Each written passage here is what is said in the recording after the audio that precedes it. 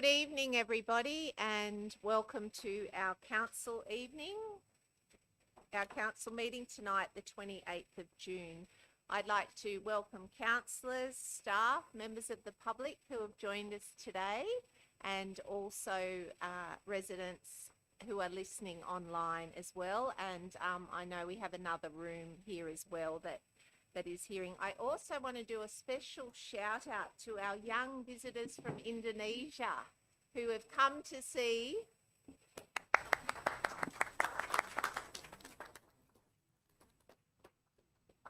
welcome, and you can see Australian democracy in action tonight.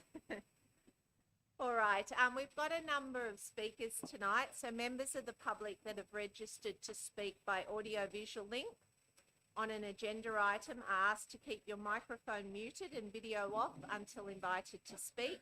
Speakers will not be able to present material as part of their speaking time or share their screen. Everyone at this meeting is reminded to conduct themselves in a polite and professional manner, keep communication factual, use appropriate language and tone, do not use any defamatory or derogatory remarks. Defamation laws apply to addresses in public forum. I also ask councillors to observe the requirements under the Code of Meeting Practice and Etiquette, including debate on an item will commence once we've had a mover and seconder. The mover has a right of reply before the motion is put to vote. On commencement of speaking on a motion or amendment, please indicate clearly whether you are speaking for or against the motion or amendment, and please ensure you address the chair rather than other councillors, staff or members of the public, please. For the efficient conduct of this meeting, it is not necessary to repeat matters you agree with and raised by any previous speaker. It is sufficient for you to say that you agree with the points raised.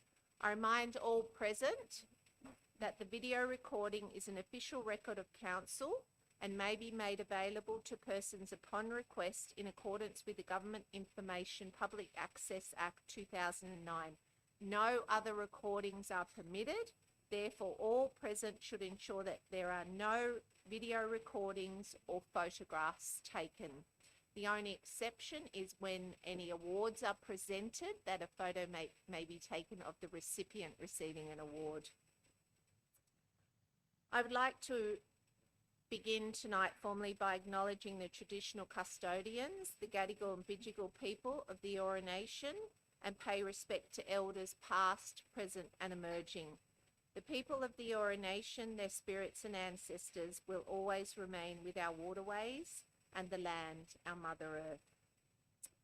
I would now like to invite Father Manuel Santiago from St Thomas Small Catholic Church, Brighton the Sands, to open the meeting in prayer. Please be upstanding.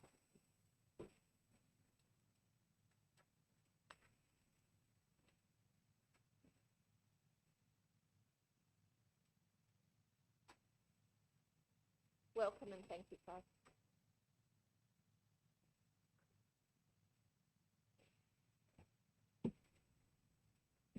Thank you for inviting me to open the meeting with a prayer from excerpt from Psalm 67. Let us pause in silence. O God, be gracious to us and to our Bayside Council, and let your ways be known on earth. Let our Bayside residents and communities tonight gain wisdom and understanding from this meeting. For you, our Lord, judge the peoples fairly. We pray that our elected Bayside Council leaders and management guide and revere our residents and communities. And as the earth yielded its harvest, may they continue to yield progress and services beneficial to all. May God continue to bless us. Amen. Thank you very much.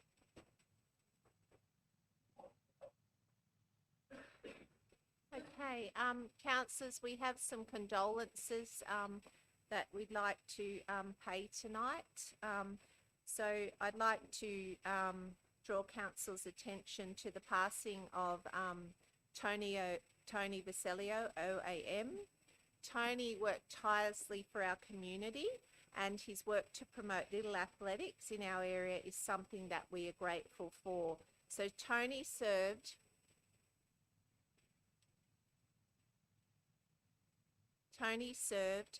the Randwick Botany Little Athletics Centre since 1970 as a committee member and later as its president. He dedicated his life to providing our children with the opportunity to be involved in athletics. And I have fond memories of athletics days and the friendships that we made it was a long time ago. Tony was recognised with an Order of Australia Medal in 2000 for his extensive and unwavering contribution to our community. So for over 50 years of service to the community. He continued to work in little athletics for as long as his health would allow, and he's survived by his wife Judy and his children, who have since continued the family's support of little athletics. And so we just wanted to acknowledge and bail Tony Vaselio, OAM. The second condolence is a condolence bail Sue Mackenzie. The Bayside community was saddened to learn of the recent passing of Sue Mackenzie from Botany.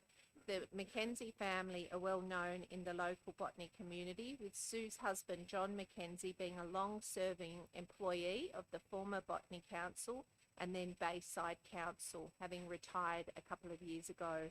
We extend our condolences to John and their daughter Nadine, grandchildren Marnie and Trent, and son-in-law Grant. Thank you. Just wanted to provide a little update. On Thursday, the 22nd of June, the General Manager and I participated in our very first Vinnie's Sleepout, CEO Sleepout at White Bay Cruise Terminal. And the Sleepout seeks to raise awareness and much needed funds to provide beds for the homeless. And we really wanted to get behind this cause, as homelessness is a major issue in our society, and also one of the contributing factors is domestic and family violence. So we didn't know it was a really humbling experience, and we had the opportunity to hear stories from people that had experienced homelessness.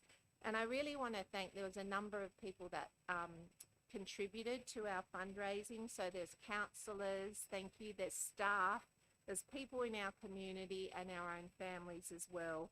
And as at midday today, together our donations totaled almost $15,000. So,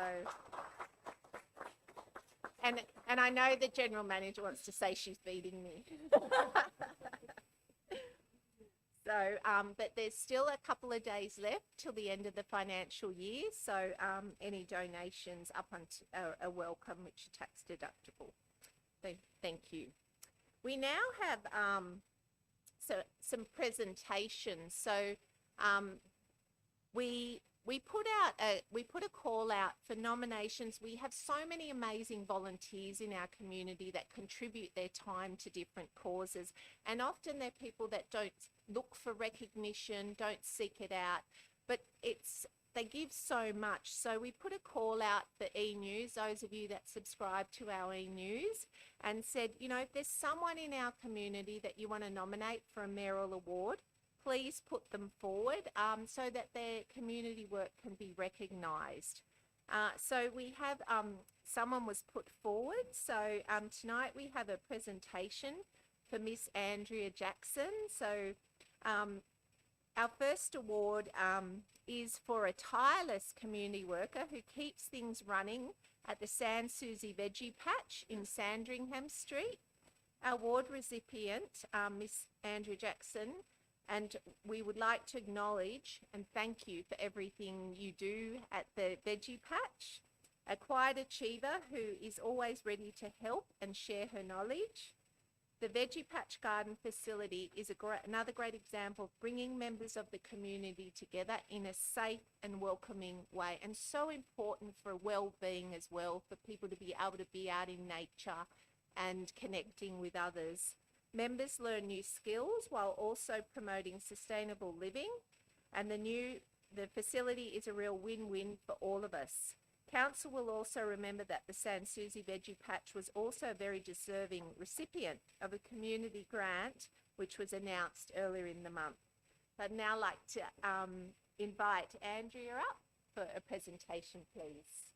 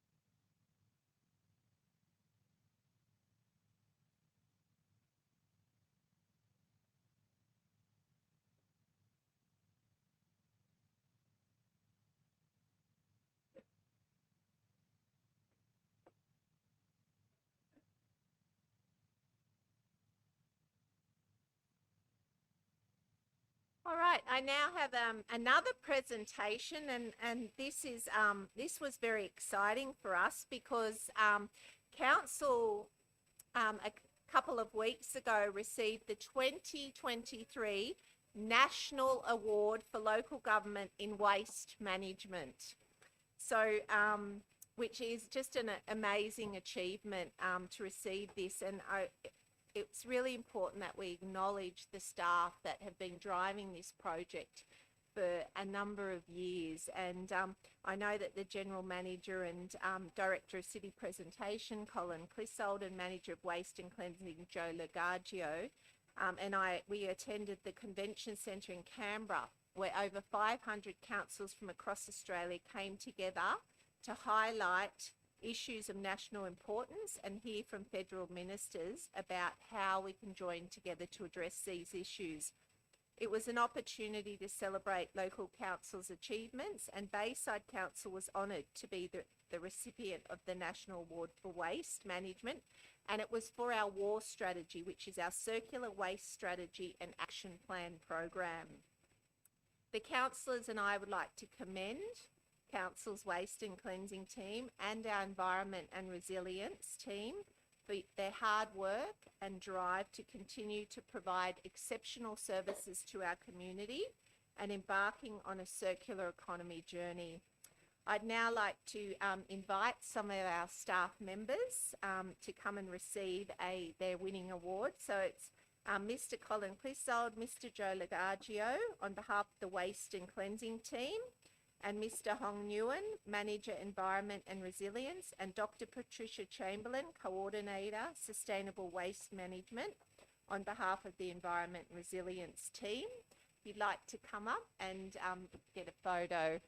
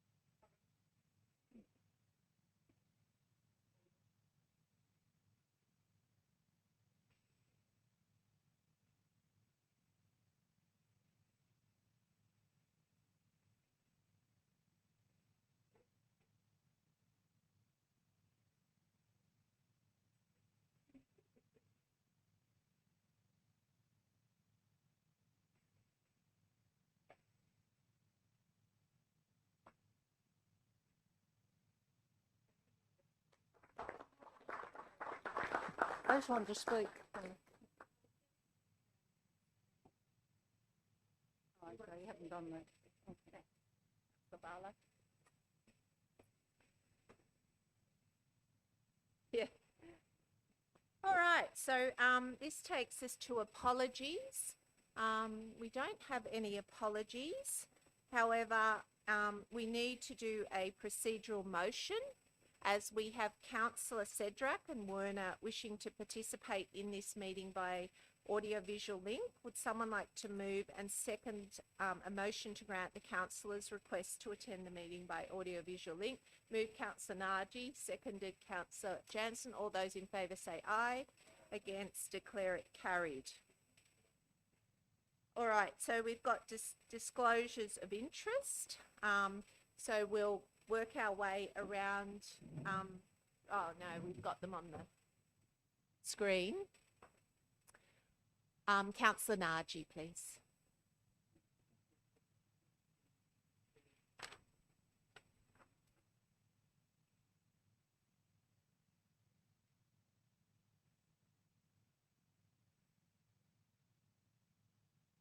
Thank you. And is there a...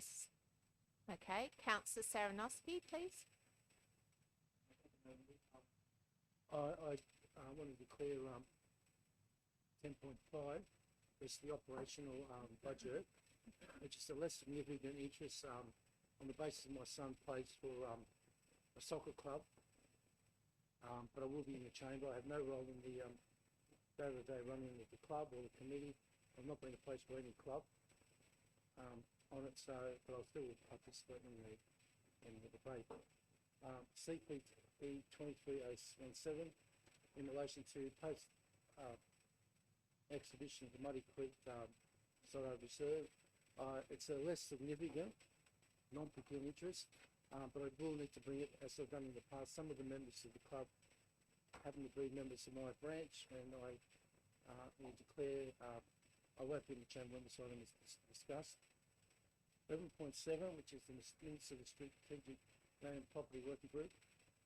Again, it's a less significant, but I won't be in the chamber when council considers this, as I attended a social event with the adjoining owner a few years ago. 14.2, in relation to 72 Laycock Street,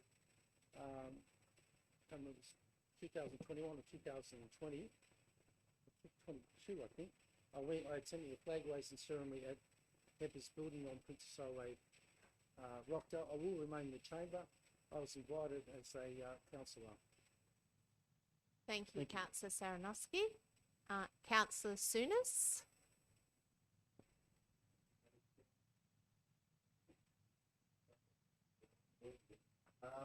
My declaration is that I was previously a member of the organisation of a HEPA. I'm no longer involved with a HEPA, haven't been for many years now, and it's a non-significant, non-pecuniary interest, and I've not been involved in their committee operations, but I will be staying in the chamber for this matter. Thank you. Thank you, Councillor Souness. Councillor Awada.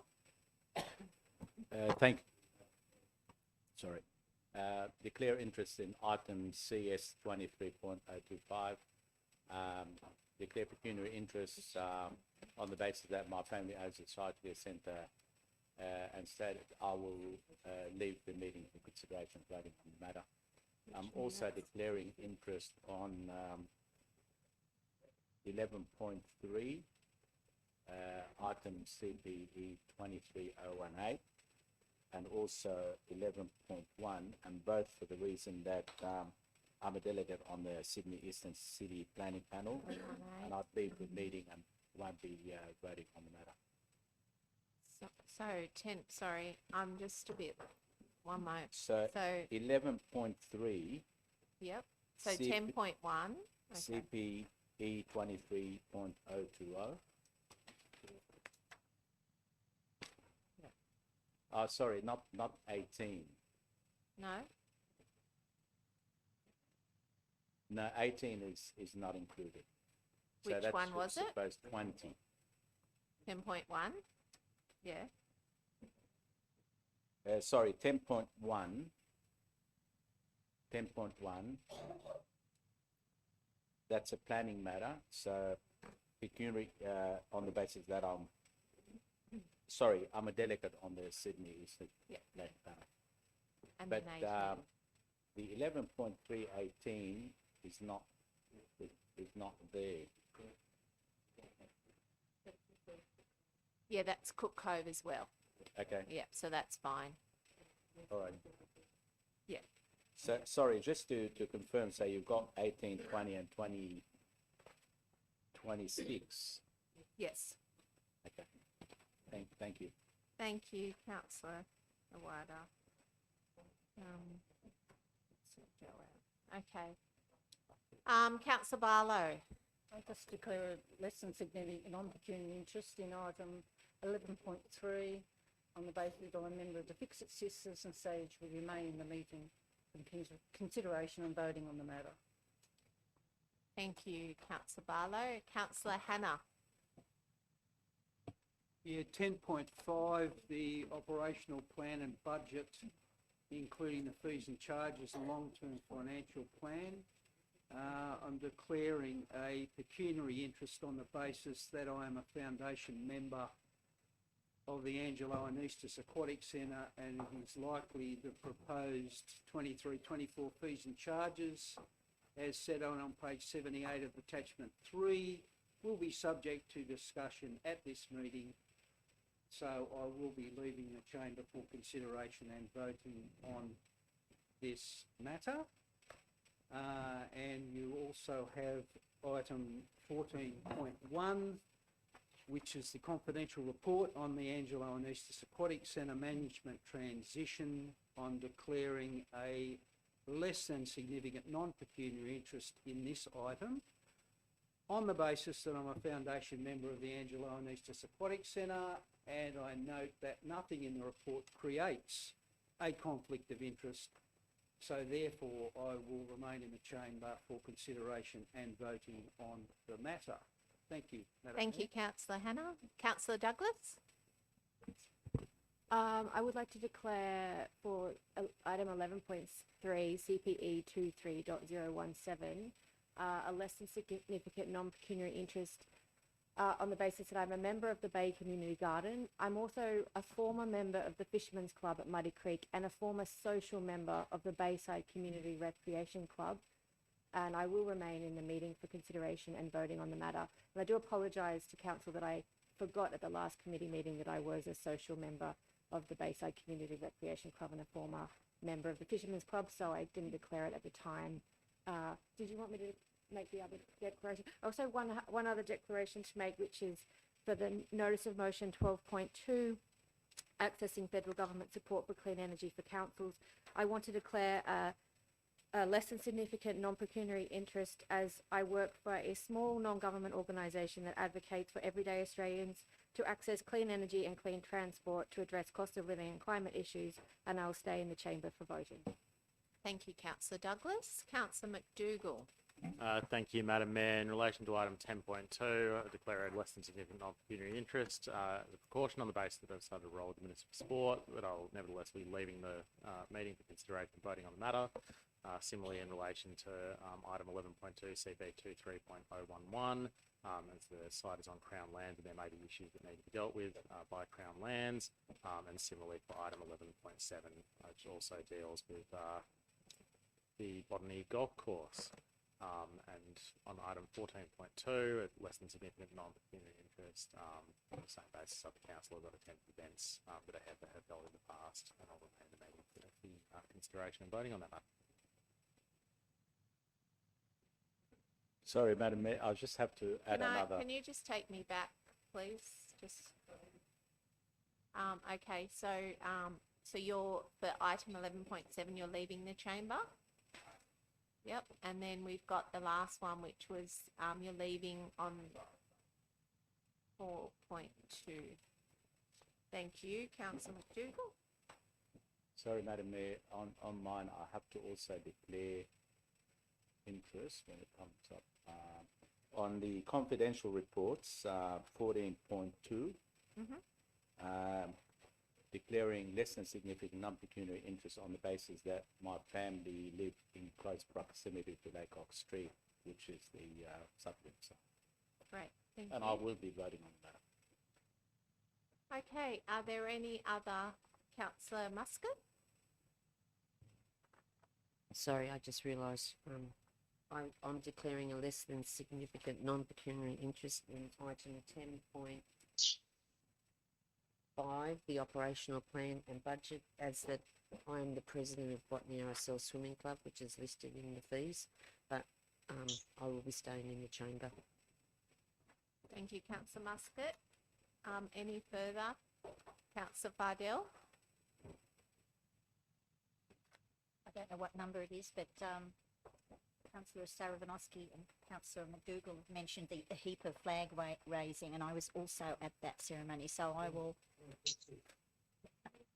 also will say I have a, sorry, my brain's gone. A non-pecuniary, Non-pecuniary, non-significant. non-significant interest in this matter, and I'll state a vote. Thank you, Councillor Fardell. I'm conscious, Councillor Cedric, yes? Yes, thank you, Madam Mayor. I too, 10.5, less than significant, non-pecuniary, as I am a member of a club, but I'll be in the chamber to vote. I have no position other than just a general member. Thank you. Thank you, Councillor Cedric. Councillor Werner?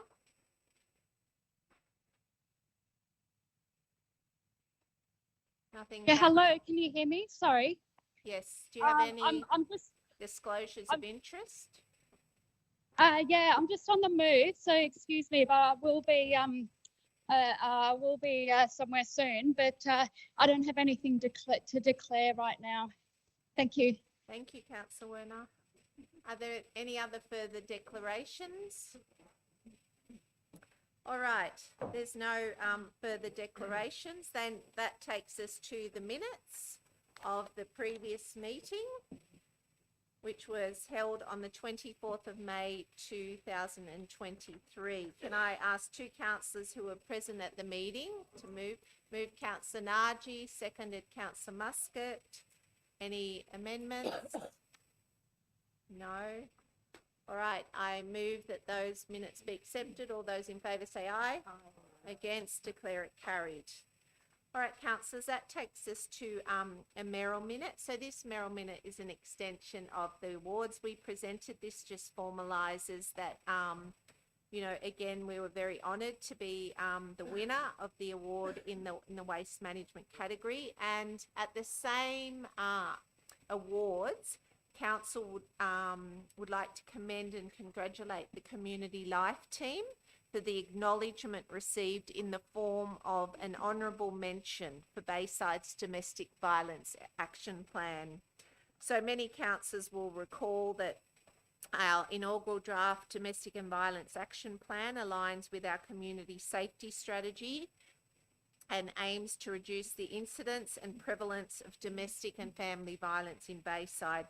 The action plan will address this through promoting an inclusive, respectful and safe community, as well as strengthening the culture of the organisation so we are a respectful and inclusive workplace for all. So our congratulations also to the City Life team that have been doing that work as well.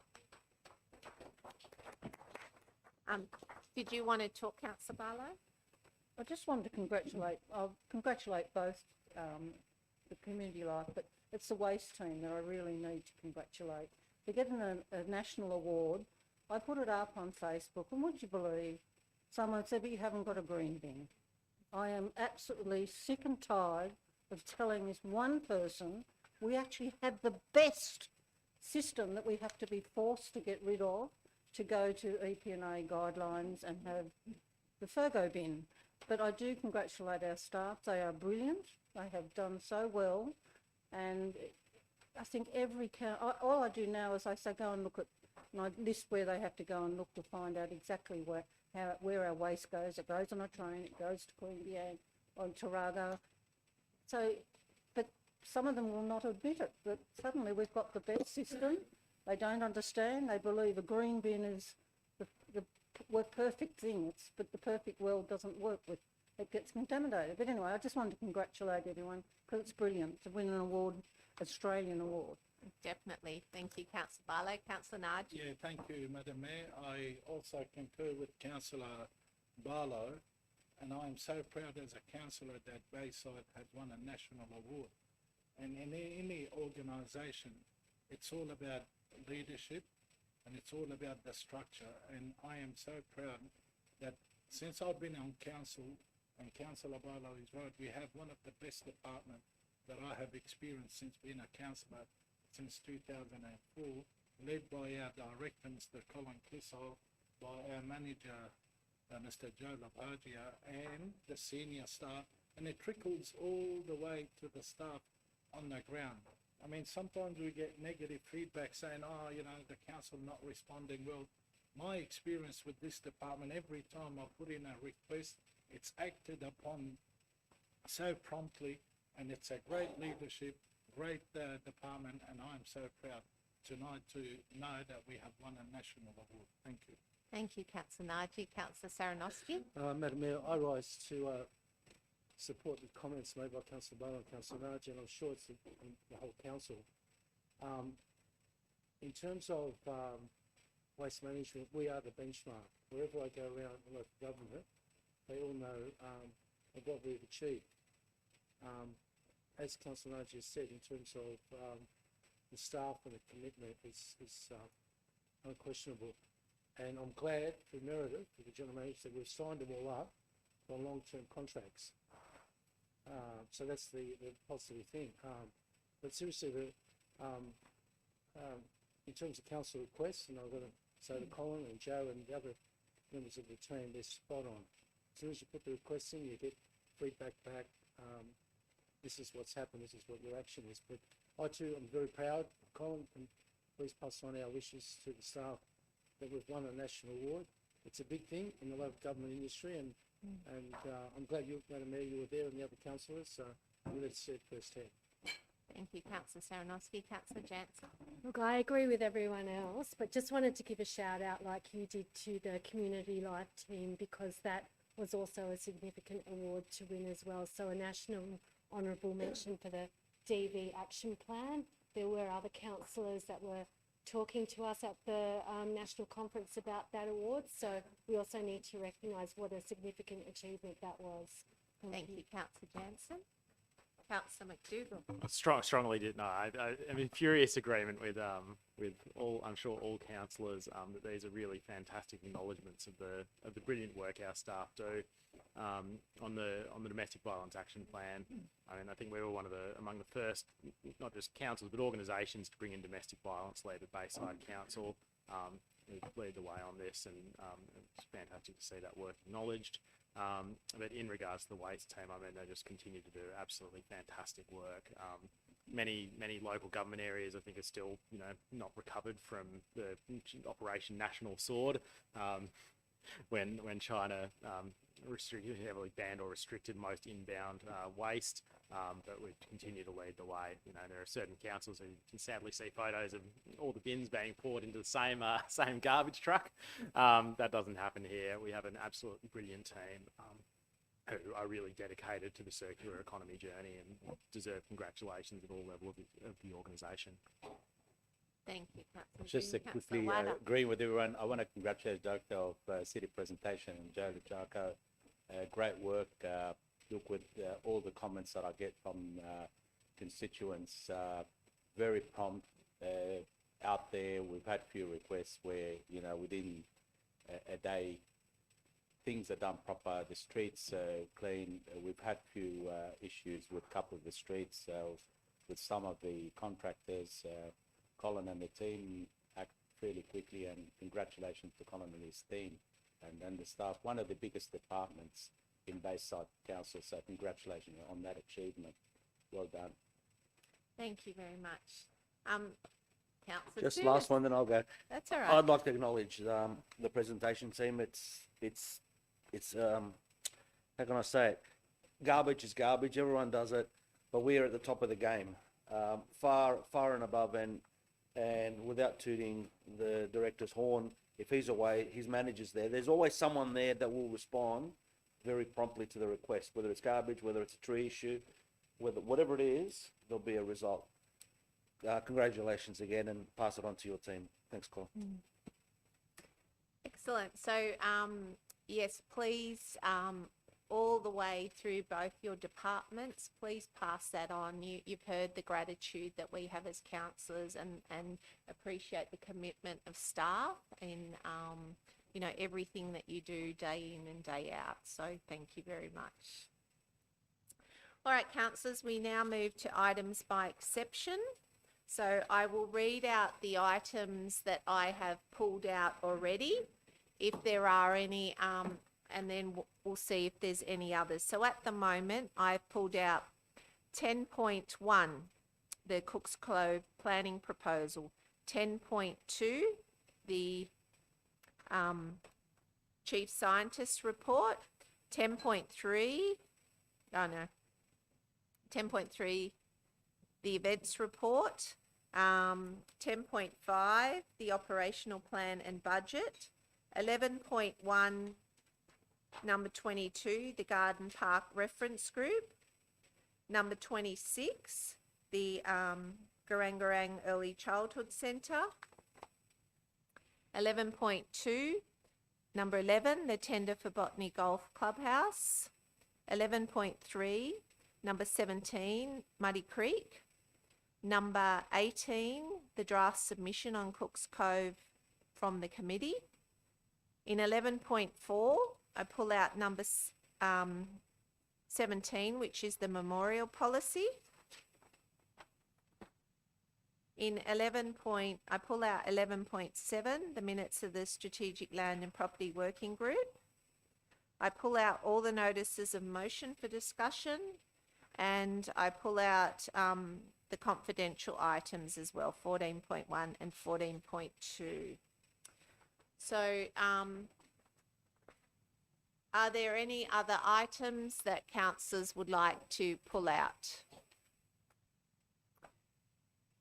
No other items? Would you like me? Yeah. Do I need to go round? I've sort of got shakes there. So, Councillor Barlow. 10.4.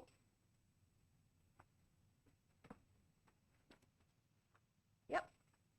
I think CS 23.027.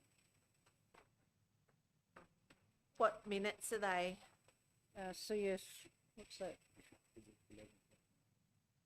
11.1. Oh, yeah, hang on. 25. Seniors High Tea. Yeah, 11.1. And then CS 230118. I didn't write them out. Which one, Councillor Barlow? 11.3. Yep. Wait a minute. Maybe someone needs to look on. I only wrote them down. Write them down.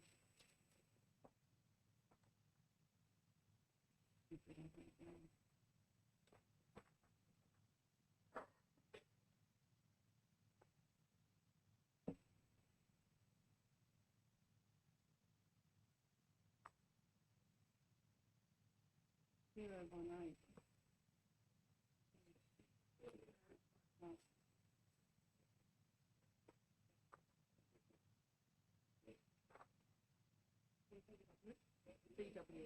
Number 18. Okay, thank you, Councillor Barlow. Any others?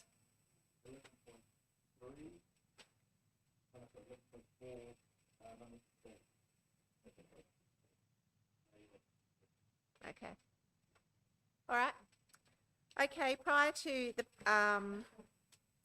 so councillors, so we've dealt with items by exception.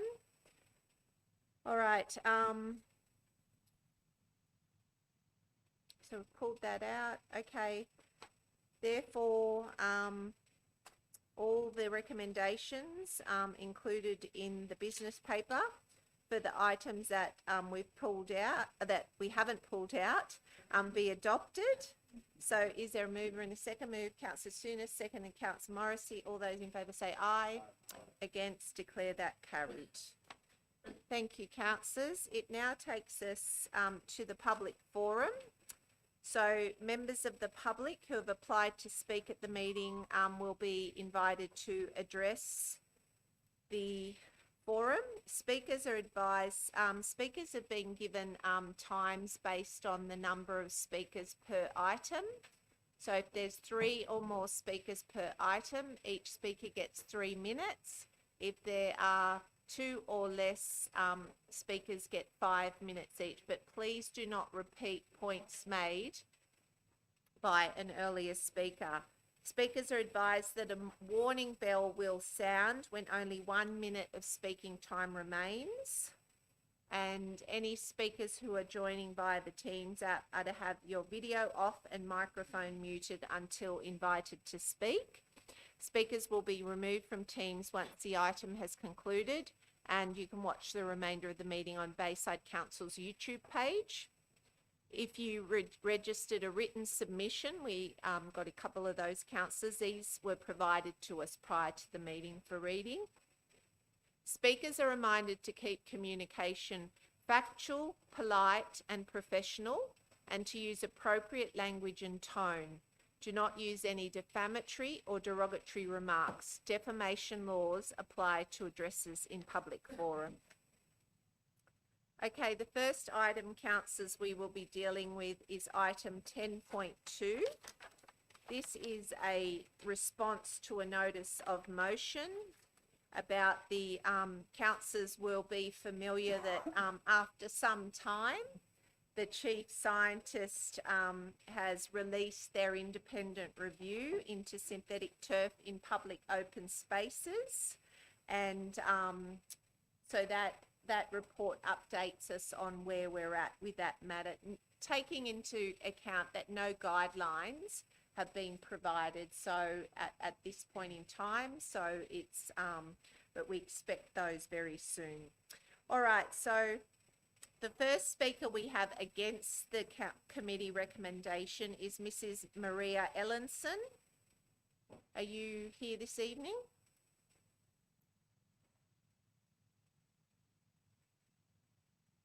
Mr. Soot?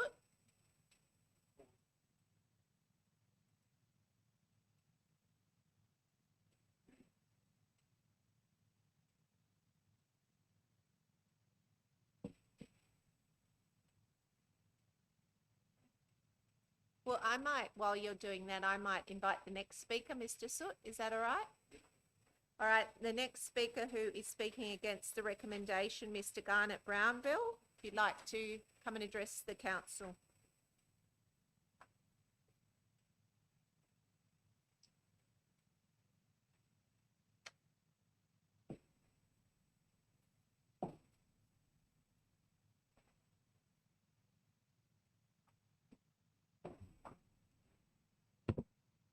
Thank you. Good evening, Madam Mayor and councillors. I wish to raise my concerns with regards to the response provided relevant to the New South Wales Chief Scientist report, synthetic turf in public spaces. In particular, I'd like to address concerns with the officer's report provided to councillors. It is concerning to learn that the report provided to you tonight has failed to be undertaken, engage or involve any of the seemingly relevant bodies employed within Bayside Council. No mention of the Environment and Resilience team, the City Projects team, the City Infrastructure team, Strategic Planning, Compliance and Community Safety, City Performance, Finance or Property teams. Not one. It would seem incredulous that these peak bodies and associated personnel employed at a substantial cost to Bayside Council would not be involved with the review of the Chief Scientist's report. Mr. Garnet, I asked you to keep your comments specifically focused on the actual report, not on staffing matters, which are not here for debate this evening. Thank you. Thank you. Okay, yep, would not be involved within the review of the CC report, and instead, concerningly, the perception with the community is that personnel involved, I'll move on. The reporting provided to council officers, to councils, is an essential element of the proper functioning of a council. It often dictates the decisions of council and is utilised by councillors to inform them in their decision making to ensure that council is not impacted moving forward. This plays a crucial role in the performance of council and the exposure to risk as identified within the Chief Scientist report.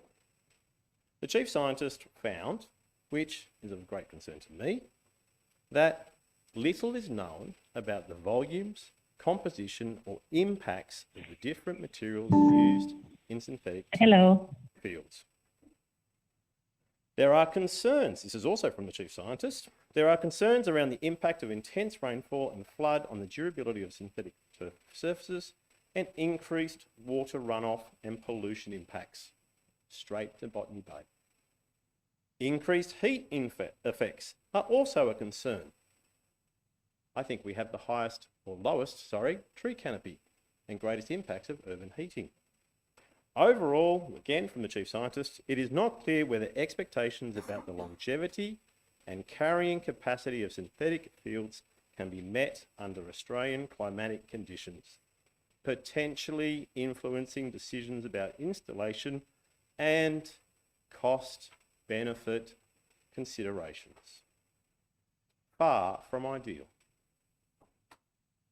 Given the continued concerns that have been raised with Council with regards to economic viability, environmental risks and human health concerns of synthetic surfacing generated by the 8 synthetic turf fields located within the LGA, it is extremely difficult to understand the continued actions of Bayside Council in progressing with the installation of synthetic turf fields throughout the LGA when community members were screaming out to stop. To this end, and from the Chief Scientist's report, many of the commissioned experts from diverse research areas identified a singular major knowledge gap. That chemical constituents of synthetic turf components and their associated human and environmental health impacts are not fully known. Associated human and environmental health impacts are not fully known. Again, it is incredulous that elected representatives of Bayside community seemingly ignored these concerns when they were raised back in 2020 and thus failed to ensure that decisions being made did not place the community or the environment at risk. This council was made aware of these concerns over 3 years ago and yet has progressed with synthetic turf at Gardiner Park, Hensley Oval renewal, and will now need to consider the economic rationalisation, human health impacts and environmental degradation of the 6 other synthetic turf fields located within the LGA as identified within the Chief Scientist's reporting. Again, this is far from ideal. Concerningly, the reporting provided within the officer's report appears to not adequately address this, as it indicates in the interim, Council is investigating sand traps to prevent runoff of rubber crumb and microplastics. What is a sand trap? How does it stop rubber crumb? How does it affect and contain particles? Last sentence. Thank you, Councillor. Conduct an audit of turf field, conduct an audit of turf field expectable useful life. Second? All right. Yeah. Sorry. Conduct an audit of turf field expectable useful life. Again, could we please have this explained? There are Thank you, Mr. any other Brownbill. bits and pieces? You're speaking Yeah. 3 Thank times you. tonight, so that's Thank you. 5 minutes. Thank you. Cheers. All right. I believe Mrs. Ellenson is online.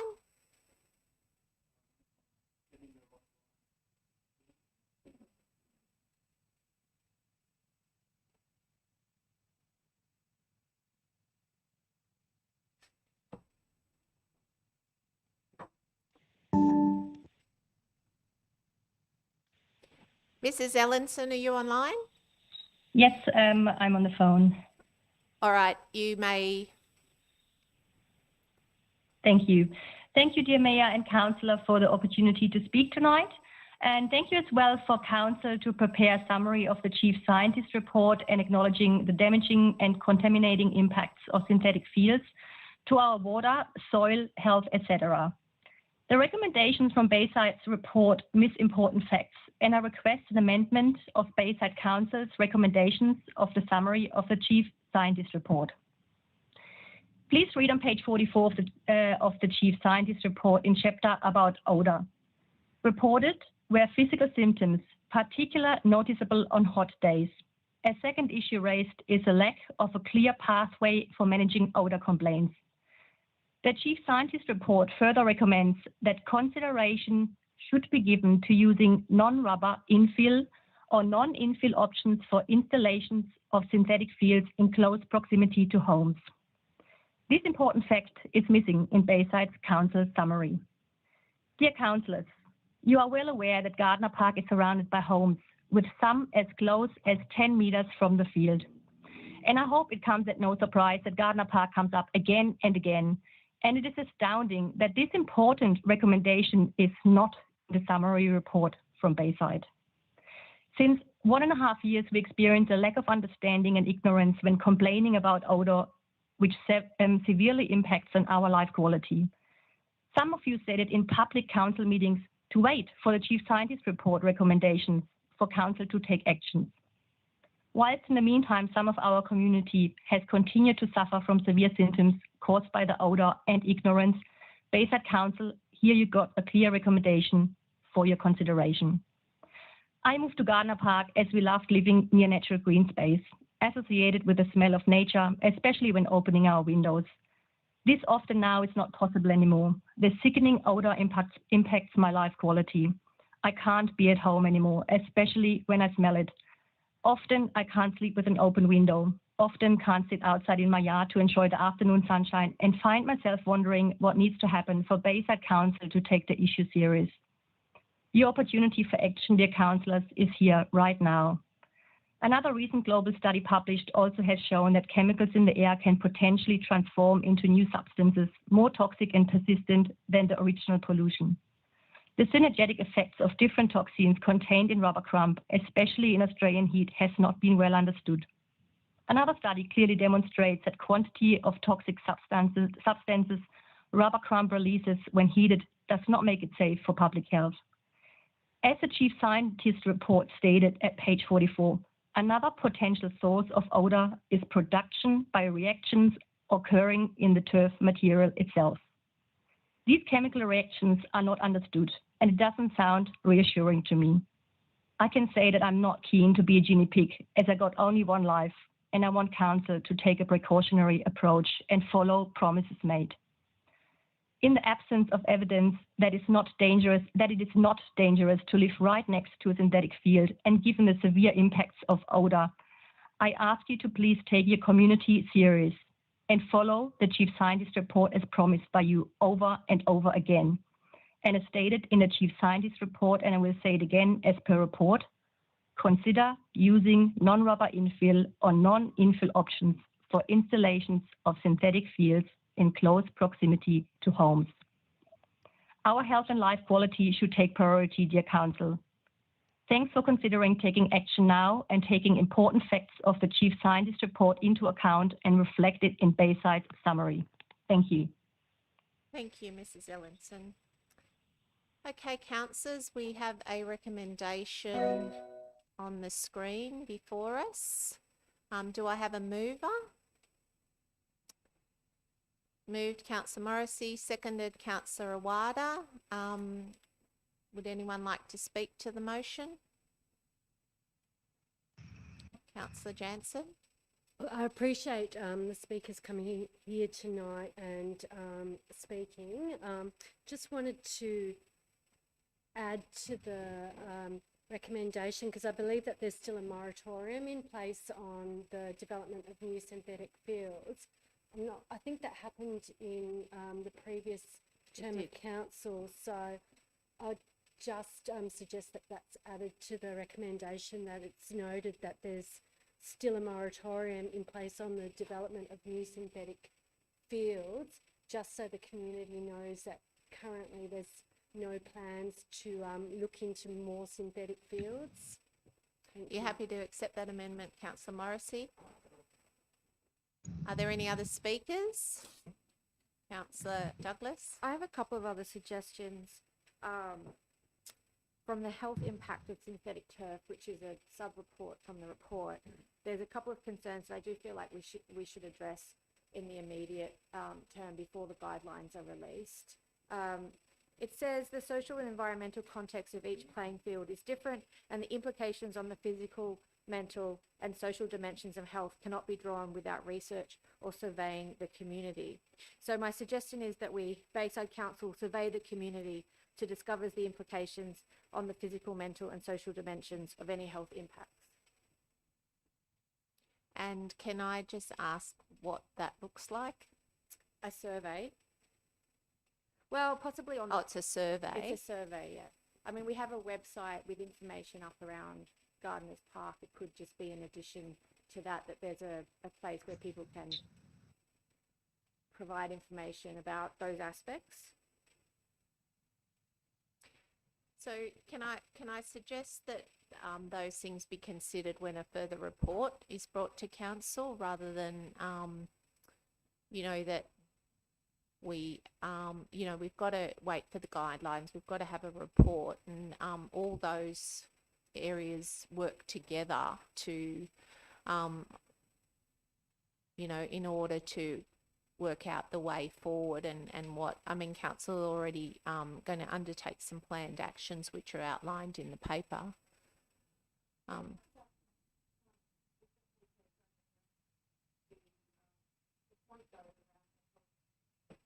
Sorry, those recommendations don't address the points around the unique physical, mental, and social dimensions of each playing field, which is outlined in that health impacts of synthetic turf. And I think we can start the process of surveying the community, which was what they're recommending now, so that by the time, you know, those guidelines come out, we have more of the information around our particular fields.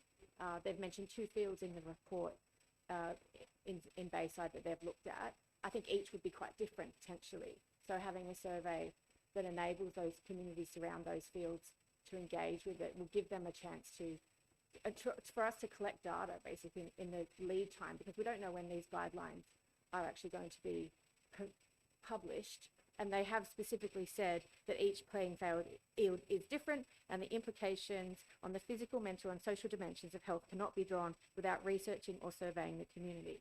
So I don't expect they're going to survey and research every community, but I feel like it is our responsibility as Bayside Council to create a have your say or something like that to enable, you know, us to survey the community.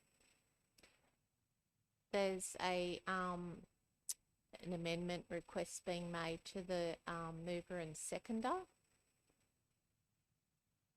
I'm just conscious that as part of the commitments made, there will be a web page which live which will facilitate community engagement. Does that stand true? I'll ask the General Manager to respond.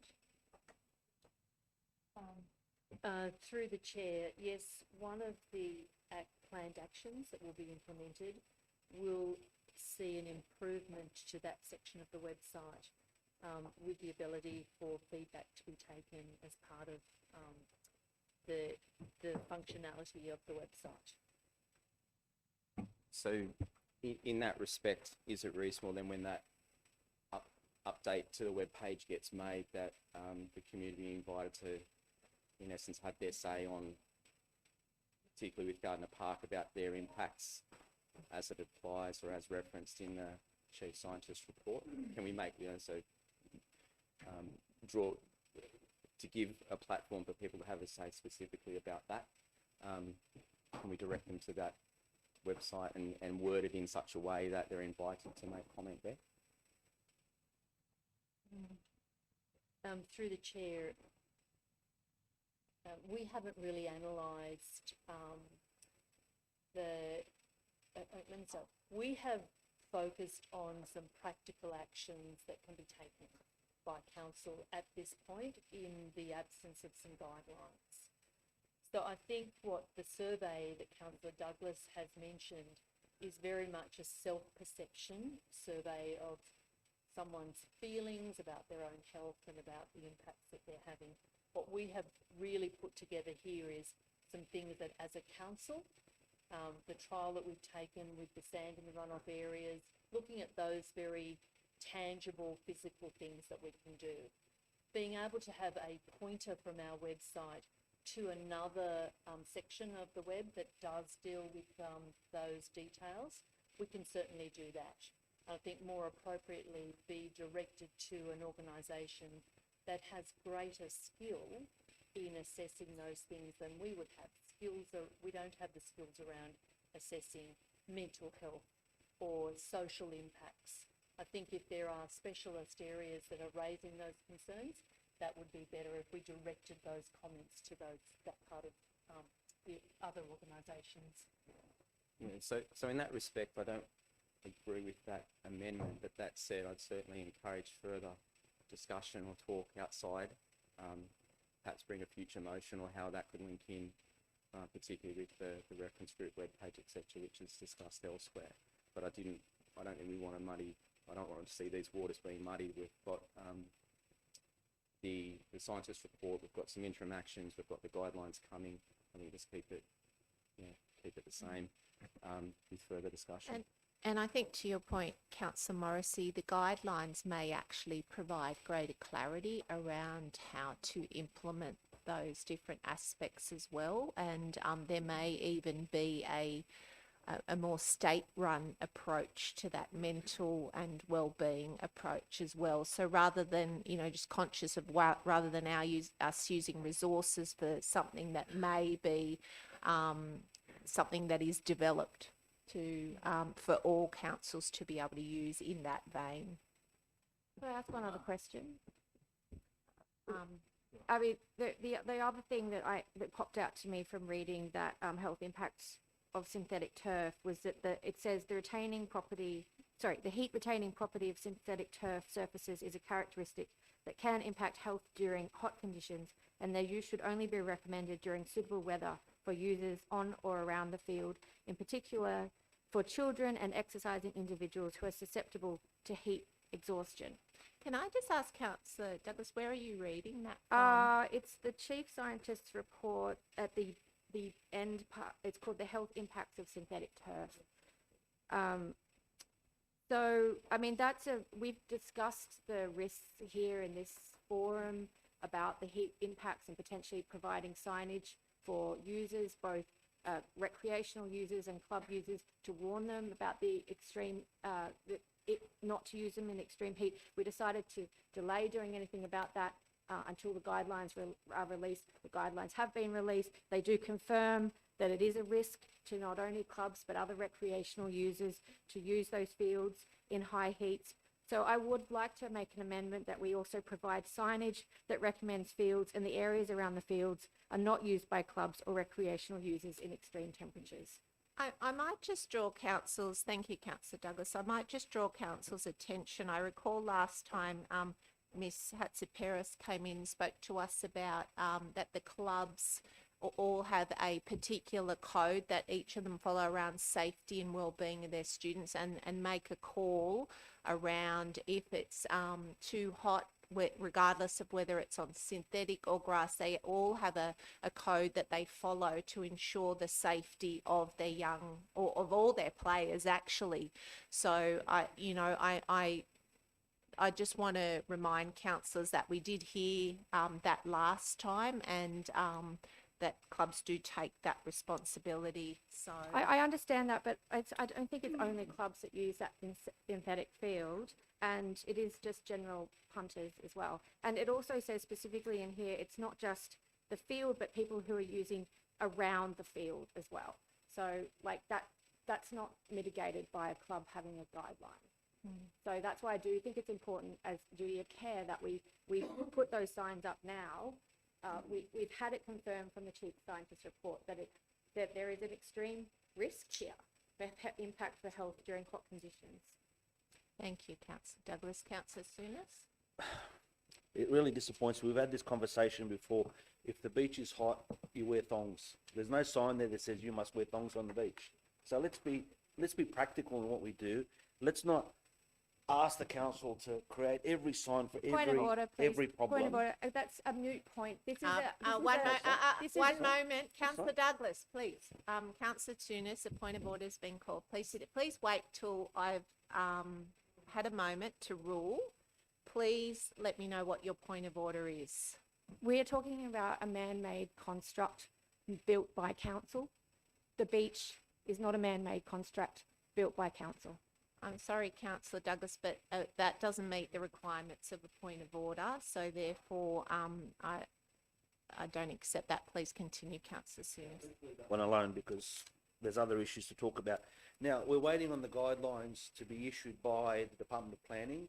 We tend to develop all the things that we do in our LGA under a lot of guidelines from the Department of Planning, and this is one of them. This is one we need to adhere to. This is one we want to happen quickly. And I was just Googling today, just of interest, how many synthetic fields are there in New South Wales? We've got 8. Is it 10, 20, 30, 40, 50? There's 180 in New South Wales. So there hasn't been a big panic of a lot of people saying it's too hot, it's dangerous, it creates a problem. And I don't for one minute delay the issues that the immediate residents of Gardiner Park have, because they live there. I don't live there. I don't know. I can't experience what they're experiencing. If there's a foul odour, if there's issues of smell or issues of crumbling and doing certain things, I can't speak for that, right? And I appreciate the fact that they're bringing this to us, but I don't hear concerns at a door. I don't hear any concerns that some of the other synthetic fields we have, which is a little bit concerning. But in saying that, I have got a concern in this knowledge gap that we do have here. The chief scientist, which is the chief scientist, I guess he can think about this as long as he likes, but we need to have a resolution of what's going on. And if there are microplastics, if there are degradable plastics going into our waterways, then that's an issue for me. It's an issue for all of us. So if there's a case where these plastics are getting into our waterways, if there's a way of measuring it, there's a way of capturing it, then we should start looking at alternatives. If there's an organic material that can replace that plastic infill, we should invest time and find out about it. Maybe that's an option when we go to the synthetic people and say, okay, we want this. Maybe there's an option of an organic material that can be provided to replace that. Surely there's substitutes always in the field of manufacturing. That could be a mitigating factor in what we have there. And that way, if it's organic, it won't have the smell, it won't have the long-term impacts on our waterways.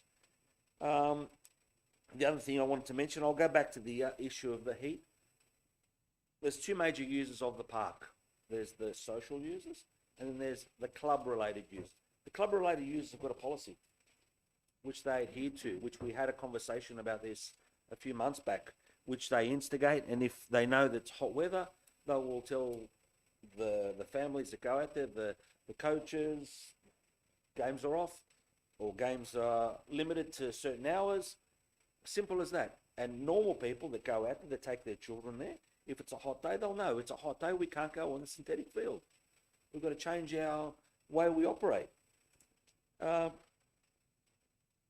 Basically, that's what I had. My issue is we need to find out this knowledge gap. We need to push the Department of Planning to push their chief scientists and all the people that support what their work is to get to the bottom of if there is an impact, because there are 180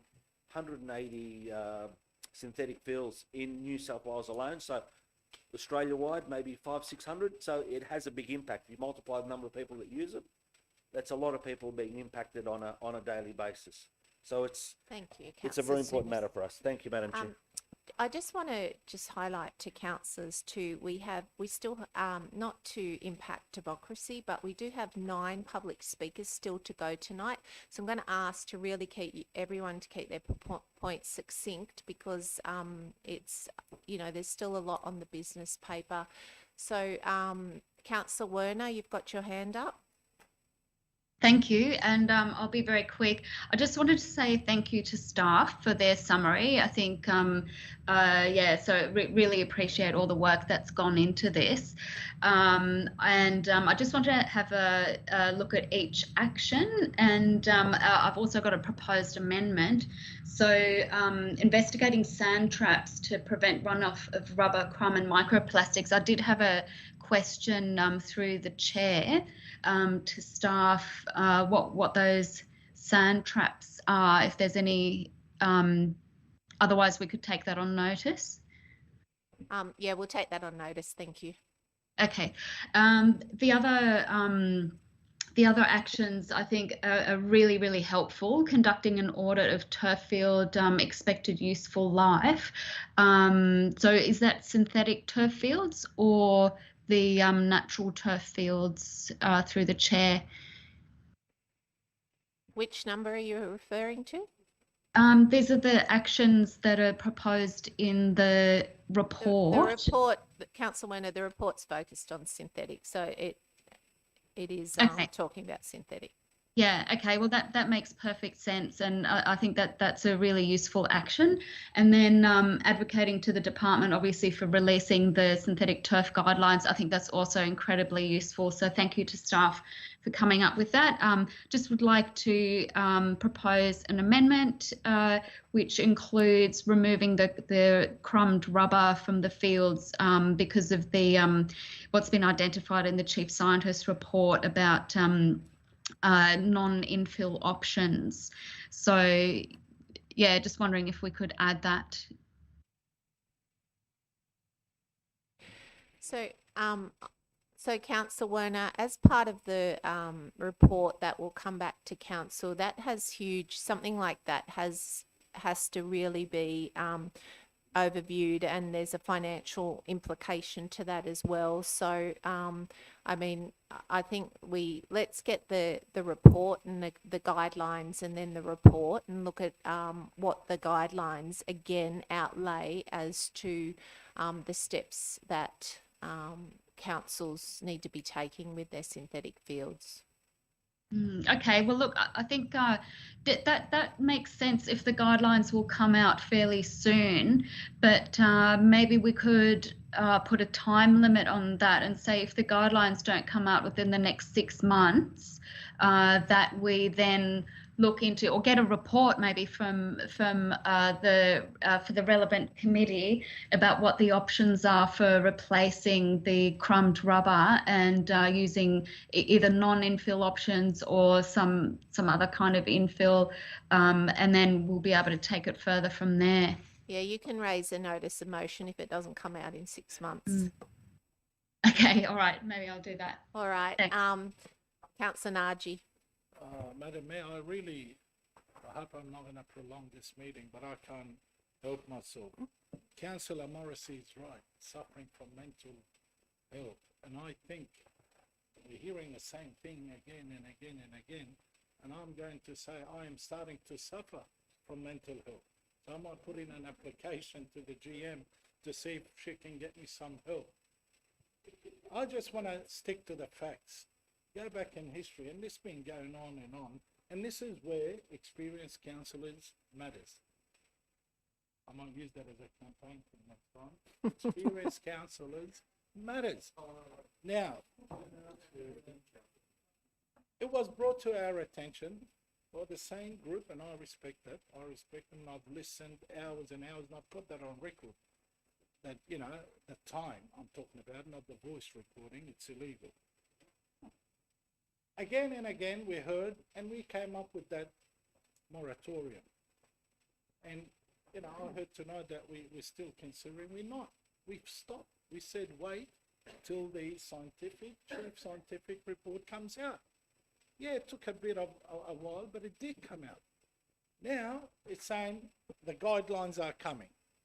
I think, isn't it sensible and common sense to wait for the guidelines to see what they are and what they're going to do, except trying to hear the same thing again and again?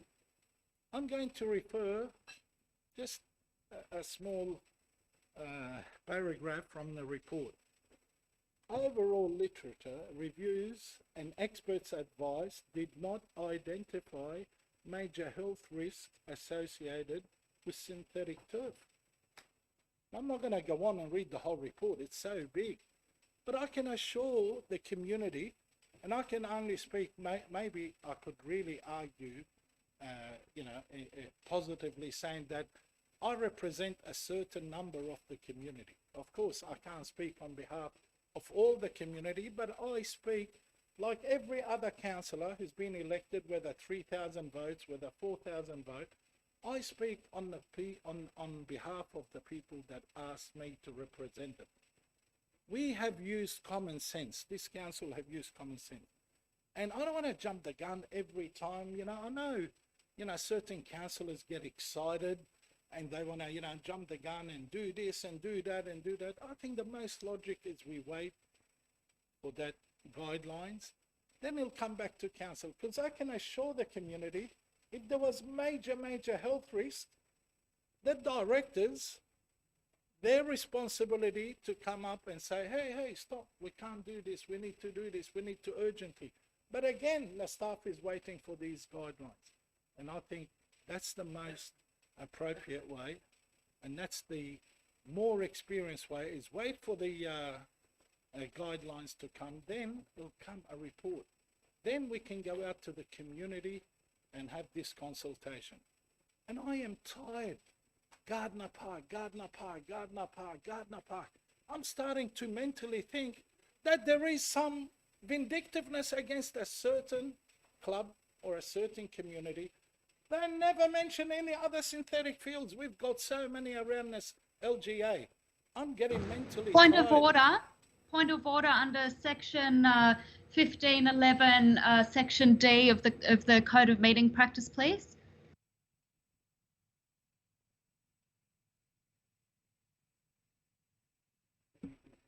Can you please explain what that section stands for, Councillor Werner? Yeah, so that section says a councillor commits an act of disorder if the councillor at a meeting of the council or committee insults or makes unfavourable remarks about a council official. I'm sorry, Councillor Werner, but I didn't take that from the comments that Councillor Nagy made. Therefore, that is overruled. Thank you. Are there any? Continue, please, Councillor Nagy. Yeah, sorry, I'll be very quick. I know, Madam Mayor, you mentioned something about too many speakers, which I'll be half a minute. Firstly, I want to congratulate the staff for actually reading through 539 pages and coming with a report under 3 weeks back to council. And the recommendation, it's a perfect recommendation. Everything that was mentioned tonight has been debated for the last 5 years. I think what was expected, if the chief scientist would say, remove the synthetic field from Gardiner Park, you would never, ever hear about the issues that synthetics have. So I move to put the motion. Thank you. The motion Sorry, has, sorry. I actually made a suggestion for an amendment earlier. And Excuse you me, just skipped Councillor over Douglas. it. One moment, please. You the motion. skipped over my amendment earlier. You didn't move an amendment. I did. I said the No, you second didn't. amendment I had was provide signage that recommends fields and the areas around the fields are not used by clubs or recreational users in extreme temperatures. Is there a seconder for that amendment? No seconder of the amendment. No, yes, sorry, it just took me a while for to unmute myself, so I would second that, please. Okay, Well, it'll have to be- Councillor, it's a please be seated. Yeah, I don't agree with the amendment, so if you wish to turn that into a foreshadowed motion, that's acceptable. Thank you, Councillor Morrissey. Do you wish to do a foreshadowed motion? I'll bring it back as a separate motion to council. Thank you. Thank you, Councillor Douglas. All right, we have a recommendation in front of us. All those in favour say aye. Against, declare it carried. Thank you, councillors. All right, this moves us on to, I believe that there is no, Mr. Soot, can you confirm that there is no longer a speaker for the events program? A Mr. Slavin? I think they've withdrawn. All right, so then we'll go directly to, we'll go to 10.5. So 10.5 is the operational plan and budget 2023-24, fees and charges and long-term financial plan for adoption. Sorry?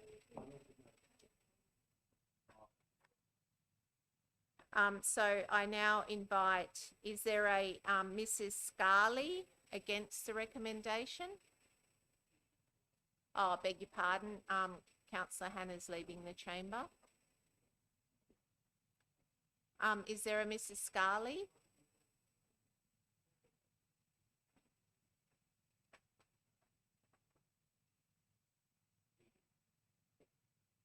No, I might then call a Mr. Andrew Jones.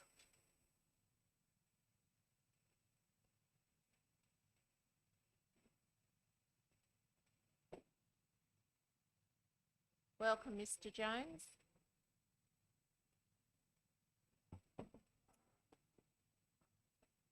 Good evening, Madam Mayor and councillors. First of all, thank you for the opportunity to speak this evening. Also, I'd like to just congratulate the council as a whole for taking over the management and administration of the Bexley Aquatic Centre, the Angelo Anestis Centre. I know that within the community it's wonderful that the council has taken it over. Now, I'd just like to speak about in regards to, I'm a foundation member, so I'm one of the 500 foundation members for the Angelo Anestis Aquatic Centre. And I've noted that within the council's proposals, fees, there's no mention of what happens with the 500 foundation members. I've tried to find information on the council's website. The link's dead, so it doesn't go anywhere. I note that the foundation members, the 500, were the original, as in the very use of the term foundation, were the first members of the Aquatic Centre, and that gave special benefits in regards to reduced fees and charges, or a percentage, a low percentage. Now, my understanding of foundation memberships are that they are held in perpetuity, and that a foundation member remains a foundation member until they either withdraw their membership or their membership ends because they leave, pass away, etc. That's been my experience with other sporting associations and foundation memberships, be it for aquatic centres, for sports centres. And so my question is to the council is, what's the proposal in regard to the foundation memberships? Will they be carried over to the council?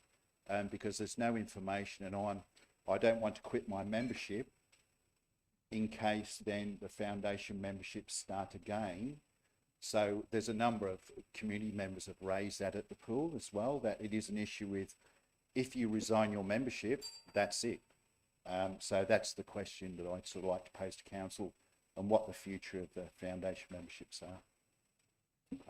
Yes, thank you, Mr. Jones. Once you've finished addressing council, I will ask the general manager to respond. But did you have anything? No, that's all I'd like to say. Thank you, because I know it's a packed meeting. So thank you. Thank you for coming and speaking with us. Thank you very much. Thank you. I'll just check, is there a Mrs. Scarley? It doesn't look like Mrs. Scarley. So I think both those were in relation to the Bexley pool. So I might just on the back of that ask the general manager just to let us know where we're at so that everyone is aware. Through the mayor, last week we received some detailed membership information from Bluefit, including information about the foundation members and the offer that had been made to those 500 that the speaker mentioned. As an aside, the 500 is now down to 169. We have the details for each of those people, and I'm pleased to say that those 169 members will be offered the exact same offer that Bluefit made to them those years ago. They are on a fortnightly deduction. We know the amount that they're paying, so we will honour the amount. All that the foundation members will be asked to do is to change their direct debit details so that it no longer goes to Bluefit after the end of this month, but it transfers to a bank account of council's nomination, and it will be a seamless change for the foundation members, who will continue exactly as they are now. Thank you, General Manager, and we'll be sure to put that information on the website so people can have access to it. All right, so that takes us to Mr. Garnet Brownbill speaking against the recommendation. So just a reminder that this session is only 3 minutes each because there's more than 3 speakers. Sorry. Good evening, Madam Mayor and councillors. Firstly, it is extremely concerning to think that there were only 8 people who contributed, engaged and submitted responses with regards to the long-term financial plan. Only 8. Given there exists significant community interest with regards to cost of living expenses and potential rate increases, it is saddening to think that Bayside Council will appear not to have engaged with this. Moving on, the financial standing of Bayside Council is far from ideal. There are significant issues facing this council, and climate change, environmental resilience, flood impacts and urban heating seem of the greatest concern, and the inability to address these as identified within the community responses is apparent. Community is concerned. Council have seemingly focused on infrastructure projects that only address sporting needs or recreational activities, swimming pools, football stadiums, synthetic turf upgrades and the like, that come in at an immense cost, over 200 million in the last 5 years. Yet they rapidly depreciate and require significant ongoing maintenance. Concerningly, little to no funding appears to be allocated to address climate change impacts and create a community that is environmentally resilient. I believe a key project of this council. An increase in the emergency services levy, introduced by the Labor government, clearly represents the potential impacts present and the required funding needed to mitigate against them. To this end, there was also numerous concerns made with regards to the utilisation of synthetic turf and the economic and environmental costs associated with it, as identified by the Chief Scientist reporting. Council's long-term plan fails to take into consideration of the economic cost-benefit considerations of synthetic turf and thus places Council in a greater predicament given the 8 synthetic turf fields situated throughout the LGA. Changing tack somewhat, I'm sure you're happy. According to the fees and charges 23-24, at synthetic turf fields, local sporting clubs and community members will be charged $60 per hour to hire a synthetic turf field. Councillor Sunis, this is in stark contrast or comparison to home clubs that will only be charged $20 per hour, something that we raised previously. It is extremely difficult to understand, given the community unrest that exists, how this can be justified and how equity can be achieved through the proposed charges given the clearly inequity that exists.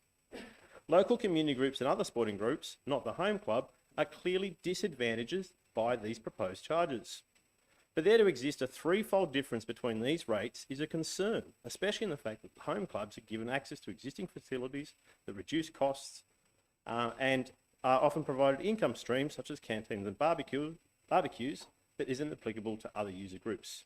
The perceived continual favouring of sporting clubs whilst utilising community land is clearly a concern, and there exists poor community perception with regards to the apparent or perceived favouritism that exists. Thank you, Mr. Brownbill. Cheers. Thank you.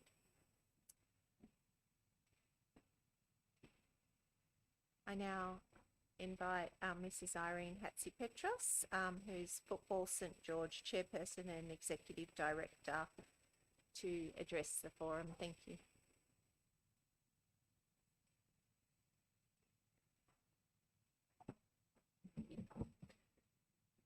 Madam Mayor, Dr Christina Curry, Councillors, General Manager Meredith Wallace, ladies and gentlemen. I'd also like to acknowledge some of our member club leaders who are in attendance this evening. Today I give rise to talk against Bayside Council's 2023-2024 operational plan and budget, in particular the proposed new fees and charges.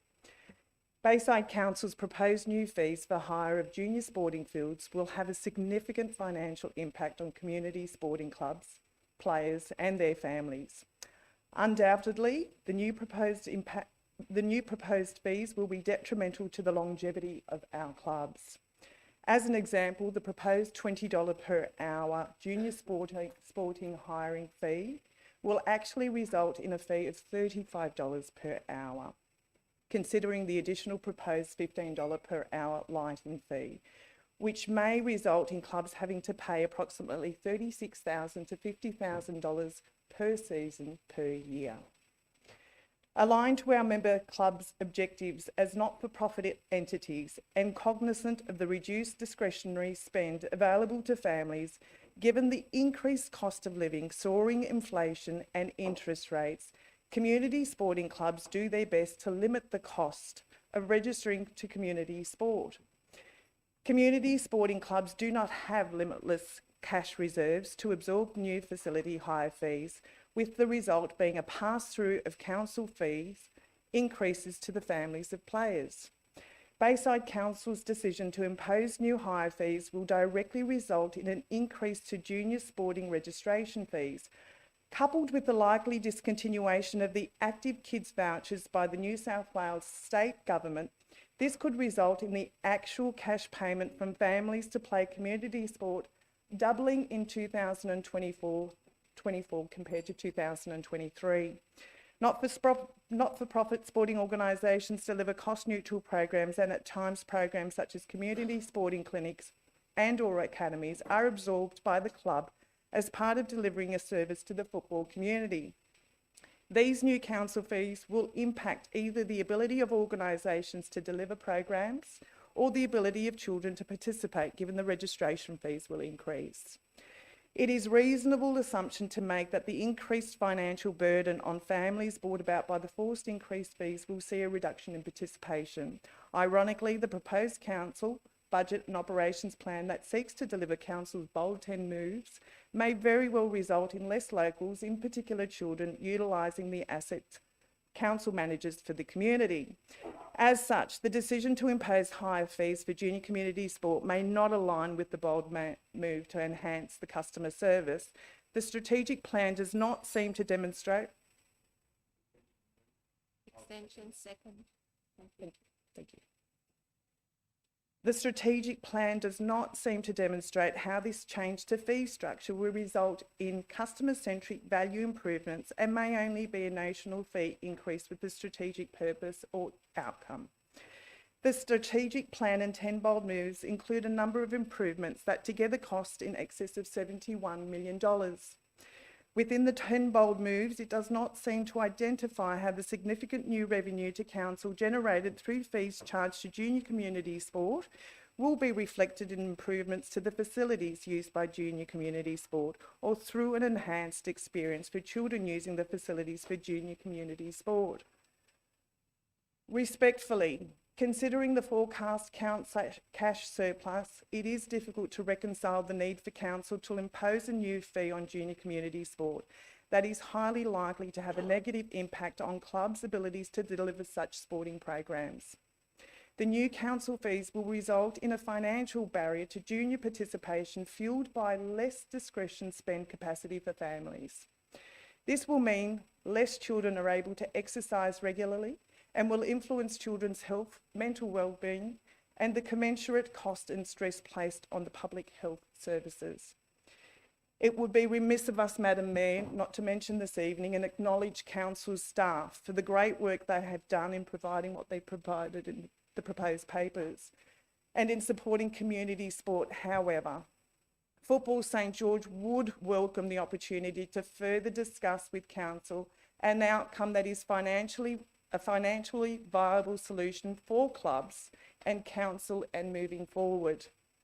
In the interim, we earnestly and desperately implore council not to adopt the 2023-24 operational plan and budget in relation to the fees and charges until further consideration, consultation or inquiries are made. Again, I sincerely thank you for the opportunity to speak this evening. Thank you. Thank you. Okay, councillors, we have, so just keeping in mind that, so we're looking at a number of documents in what we're approving right now. So we have a recommendation in front of us, which is on the board, and I have a mover, Councillor Wada, and a seconder, Councillor Jansen. Councillor Wada. Sorry, Madam Mayor, I just wanted to make an addition to that motion. Certainly. Okay, so are we up to number 5, 6? Sorry, is that the last? Scroll, please. Okay.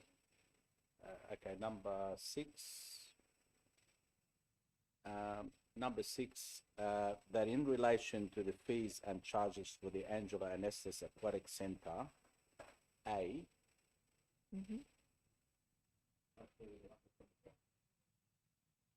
Sorry, so No, so, okay, so you've got the whole thing, Fausta?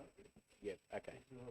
So, okay, foundation members continue to be offered the current discount of membership fees paid by fortnightly direct debit to council's nominated account. B, that council negotiate as part of its final financial settlement that all funds related to the remainder of 6+6 month program, that's July 23 to February 2024, be refunded to council to allow members to continue to have access under the same terms and conditions.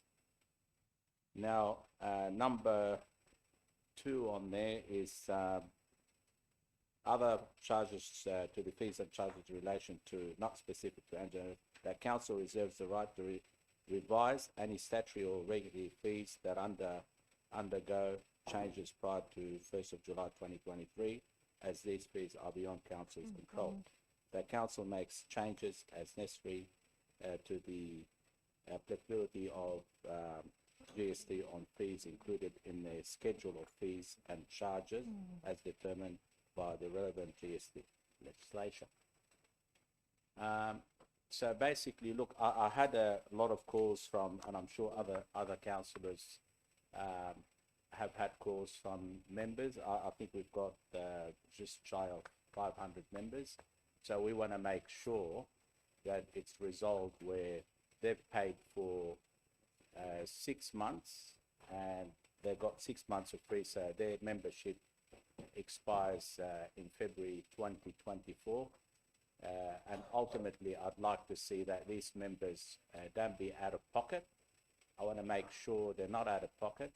There's been a discussion with Bluefit, so I don't think members are the ones that should be really in the crossfire between council and Bluefit. So the bottom line is we want to ensure that these members continue to be members till 2024, February 2024, without having to pay extra money out of their own pocket.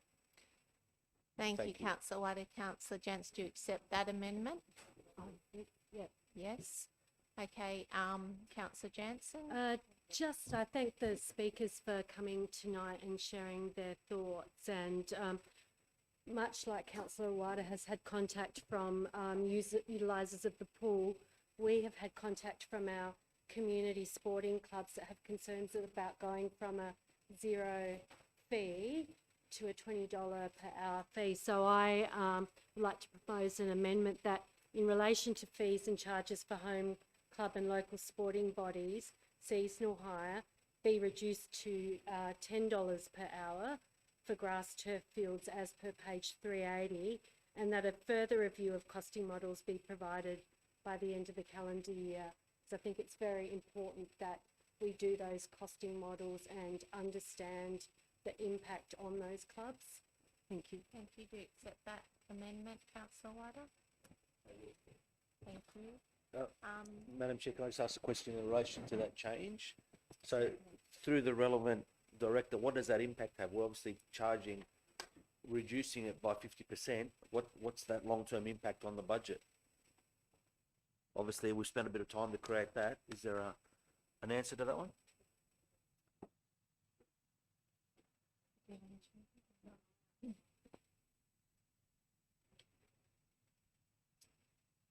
Through the chair, we'll need to come back to you with some detailed financial analysis of that position. What we do know, though, is that by keeping one consistent hourly rate across the grass turf fields, we will have all hours being paid for. We know there are more junior players than senior players, so while we're dropping some of the senior costs across the board, we'll have an overall positive impact on the revenue that council will be able to collect. But the exact figures we'll come back to you with shortly. And the reason I asked is, obviously we've budgeted for a $20 per hour in the way we've created this report, and reducing it, I don't want it to impact the ratepayers in the long run. It's as simple as that. Okay, we have people that use the fields, and I don't have a problem with that. The lower the better. Fantastic to keep as many kids on the field and people on the field playing sport, but I don't want to adversely impact the ratepayers of our LGA. Through the chair, with that, in regards to the $10 per hour, does that not include the lighting as mentioned in the? So it would be $10 plus 15, or whatever the lighting fee is. Yeah, in the fees and charges, the lighting is a separate item. Councillor Naji? If I may, that with Councillor Joe Jansen on E for Echo, is there a chance that we can include that the council consult with the St George Football Association? That's the one for E. It'll be great by the end of the year they can communication between the association and the council. Yeah, it might shed some light on certain. So we might say consult with our sporting groups, because there's others that yeah. Yep. Thank you, Councillor Naji. That's accepted. Councillor Water and Jansen. Thank you, Madam Mayor, Councillor I like to Saranowski. support the motion that's been moved with the amendment in relation to the fees and charges of our fields.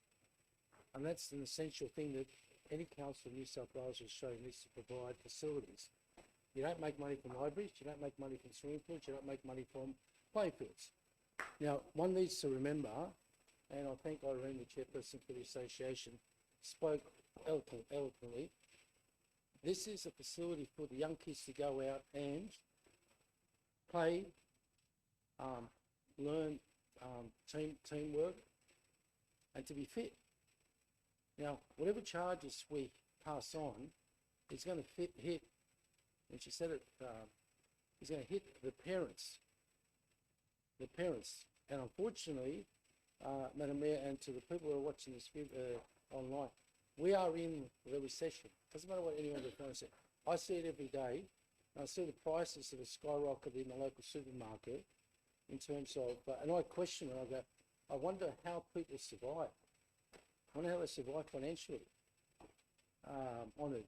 Prices have gone more than CPI. They've gone more than the average wage increase. And I commend the Albanese government for pushing for a fair, decent wage for the low-income workers. But we as a community, and that's what we are, Bayside Council is a community, we need to show, unfortunately, compassion at the moment. We're fortunate we've got to show compassion on it. The time is not right to slug all the clubs, and they're not professional clubs. They're all volunteers. I go around every weekend, hand on heart, I go to different sporting clubs and I see the volunteers. Last week I was at Arncliffe and I saw all the kids cooking sausages and preparing food. I went to Bexley North Bombers Club about a month ago. I went to Rockdale. I went to Ada Avenue. I've even been to Gardiner's Park. You know, that park that Summer recently is the only park that there are problems with the synthetic fields. And I think what we are going to say, and I understand we're a council, we've got to be financially responsible, but we're not going to go broke by reducing the fees of the sporting groups, which are, at the end of the day, community organisations. They're all non-profit organisations, non-profit. And whilst I understand the in terms of the Kids Active programs, the government had to make a difficult decision because that project wasn't funded. It wasn't funded at all on it. And that's something, it's a sad state of affair. The previous government didn't fund it. But if you look at it, if you've got a family of 3 kids, that's $300 you're going to cough up in terms of per season. Or if you had 4 kids or 5 kids, $500. That's a lot of money you've got to cough up. In addition to the interest rates skyrocketed, cost of living is skyrocketed on it. And I think, and I'm sure councillors have all got a heart, go along with the amendment. Let's review it. Let's talk to the St George Football Association, because the St George Football Association is the mother of all the clubs. And that's what all the clubs here tonight. And I commend them all for the terrific service that they do. And I forgot to mention JJ Greenfield. I've been there a couple of times. This is where our community is. The heart of our Bayside Council is our community. And hopefully the next couple of weeks I'll go see Pagewood. I've been there before. In this current economic times, and we have to be realistic. We're going to slug our own residents, and I'm quite happy and comfortable with the amendment that Councillor White has moved and seconded by Councillor Jensen on it. And I'll certainly be asking that we all support it. Thank you, Councillor Saranowski. Are there any other further speakers? Yes, Madam Mayor. Oh, Councillor Sedrak. Thank you, Madam Mayor. I just also wanted to concur with Councillor Jensen on that change from 20 to 10. And look, I just wanted to say a few points. One, I can understand that council has tried to make a fairer system that, you know, the fields at the moment, I know I've spoken to the GM and I want to thank her for her work as well as yourself, Madam Mayor, in regards to finding a better way to look at fees and charges. But I know some of these kids, and like Councillor Savranowski saying, some kids are paying more than $450 a year. Now, if you've got 3 or 4 kids and you're playing any sport, this is going to be, you know, quite dramatic, number one. Number two, now that we don't have the active kids or potentially the chopping of it next year.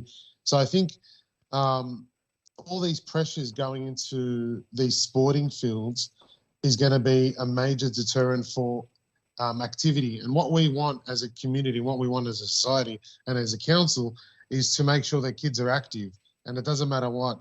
But if I could just also add in regards to that point that we look at this with all governing bodies, not just the soccer ones, and to see if that is a fair and reasonable, because speaking to the clubs, all clubs are understanding that council have to, you know, obviously with time add additional costs, but having a $20 in 1 year, I thought that was really hard. So they're coming to the party, and I think if we've got the governing bodies like soccer, like the Football Association and others, that would be a great way forward. Thank you. Thank you, Councillor Sedrak. Councillor Barlow. I just wanted to make comments about the Bexley pool. Having many phone calls, many emails, and the fact that they misunderstood what was going on. You know, they blamed us, they blamed the council, everything, it was council's fault, everything's happened.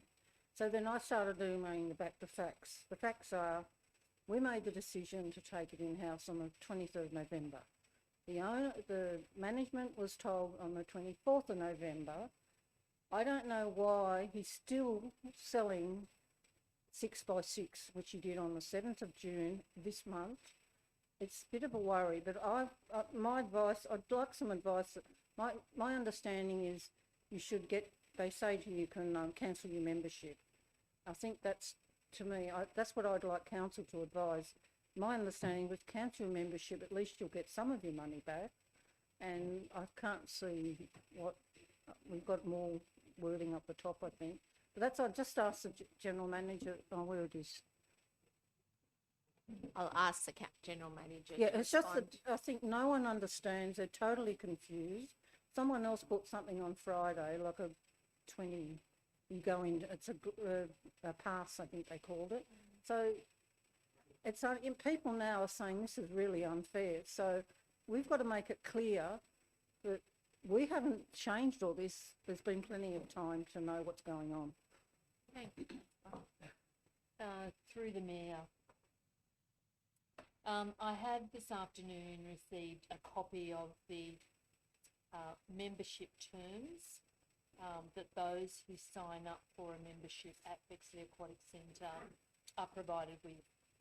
Now, if you look at the recommendation, the resolution that's being debated tonight, that really, that's saying that council will undertake the negotiations to try to get those refunds back to council, and then that allows us to honour whatever is left on that membership arrangement for the 6+6 members. But I will draw your attention to the agreement that we have a copy of.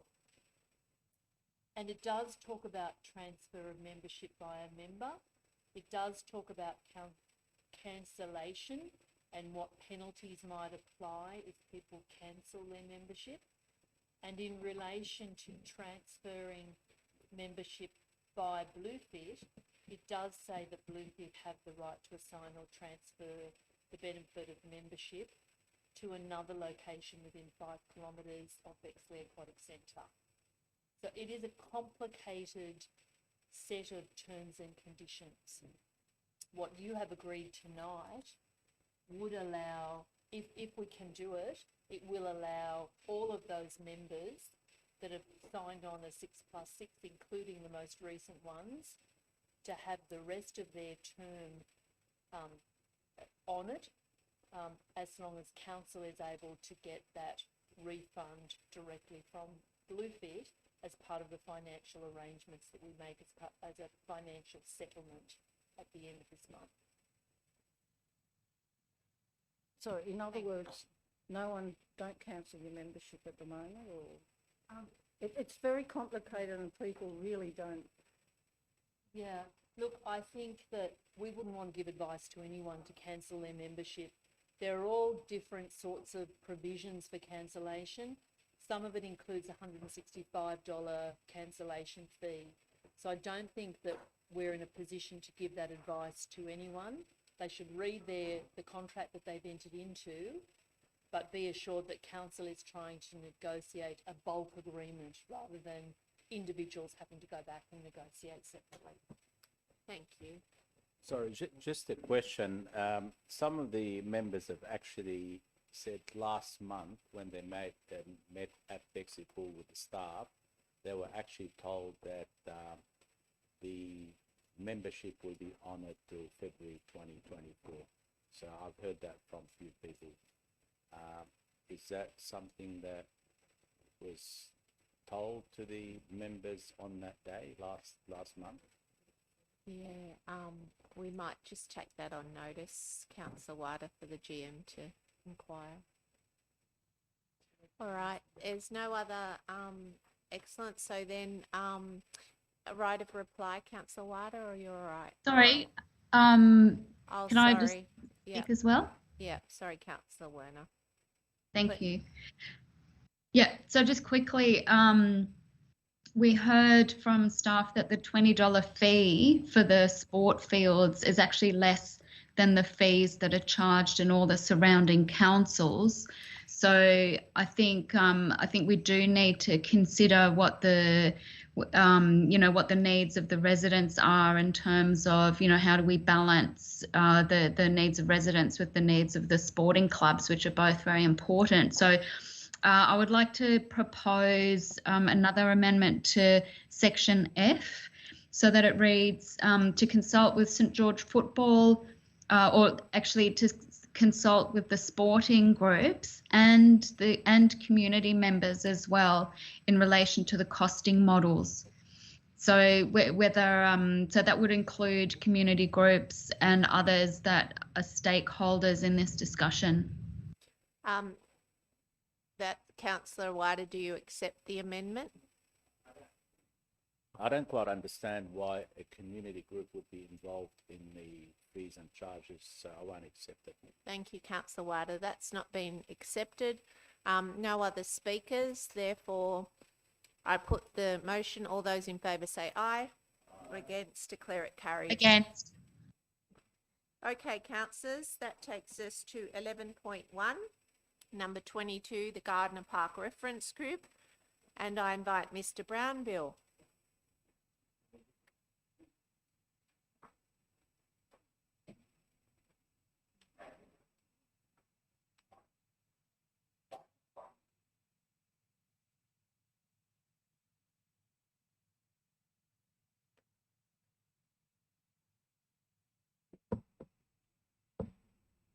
Okay.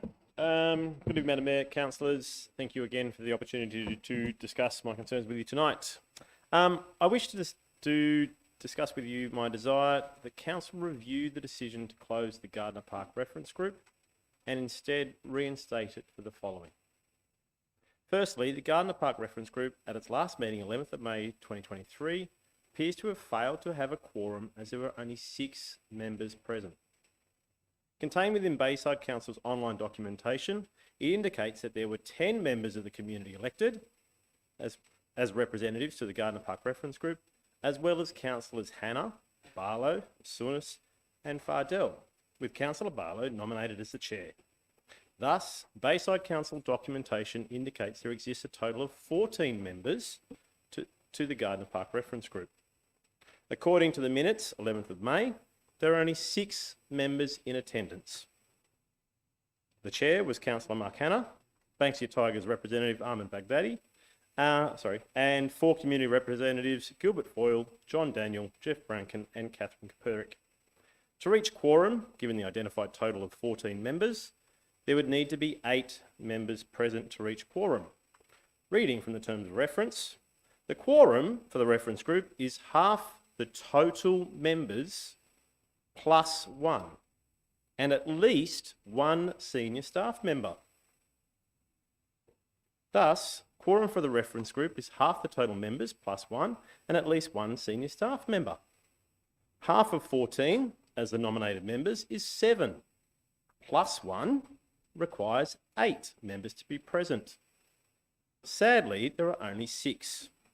There is no indication with council minutes that the mayor appointed an alternative councillor as a member to achieve a quorum, and the mayor was not present at this meeting for that to occur.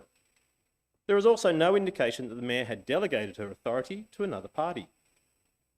For a quorum not to be achieved, it is difficult to understand how the decision to close the reference group would align with the requirements of the terms of reference. My second concern, members were not informed of the intended closure of the reference group and were not provided any information of the impending closure prior to the meeting, 11th of May 2023. For council not to inform or contact members of this action seems extremely concerning. Thirdly, there's no indication that members present voted on the proposed closure of the Gardiner Park Reference Group, and minutes from the meeting do not indicate a vote being taken with regards to this or a consensus being reached as detailed within the terms of reference. Could this please be reviewed? And councillors, I urge you to seek a response addressing this. Fourth, in light of the Chief Scientist reporting and the recommendations contained within it, from a public health perspective, equity considerations are also important, and any barriers to communities' access to amenities should be considered. Some questions to consider include whether the replacement of natural turf fields with synthetic turf will tip the balance of public recreational use to private use, e.g. via rental by sports club. Whether the conversion creates more or less health disparities by encouraging or discouraging use by different age groups, such as elderly people, people with existing health conditions or disabilities and different ethnic minority groups. Or whether the change erodes the community's contact with nature, particularly in the surrounding urban area, is already deprived of other publicly accessible green spaces. Altogether, these questions cannot be answered without understanding the local, ecological, environmental and social context of the community within the proximity of the playing field. That's the Chief Scientist's words. It's hard to see how council could justify closing this group given the aforementioned. Lastly, council have recently amended the information, i.e. within the last probably week, maybe 2 days, provided to the community upon their website that indicates that 2 community members have left. There is no mention of this within council minutes or any reference made of this within reporting provided by council or to members of the public who were interested and actively wanted to be engaged if a position became available due to a member leaving or an unforeseen event. Why did council not seek to fill these positions given the community interest is evident? It is hoped the councillors will seek to have this answered tonight. Nevertheless, even with 2 members having left the reference group, this still makes a total of 12 members, 8 down from 10, and the 4 councillors makes a total of 12. Thus, with only 6 members present, thank you, I'm finishing up, at the 11th of May meeting, a quorum was still not reached, being half the total members plus 1, which would require 7 members. Thank you, Mr. Brownhill. Okay, moved Councillor Saranowski, seconded Councillor Morrissey. We have that we're just accepting the minutes here of the Gardiner Park Reference Group. So that's what the, is there any discussion? No discussion. Could I just Councillor Werner. have a few words? Yeah, thank you.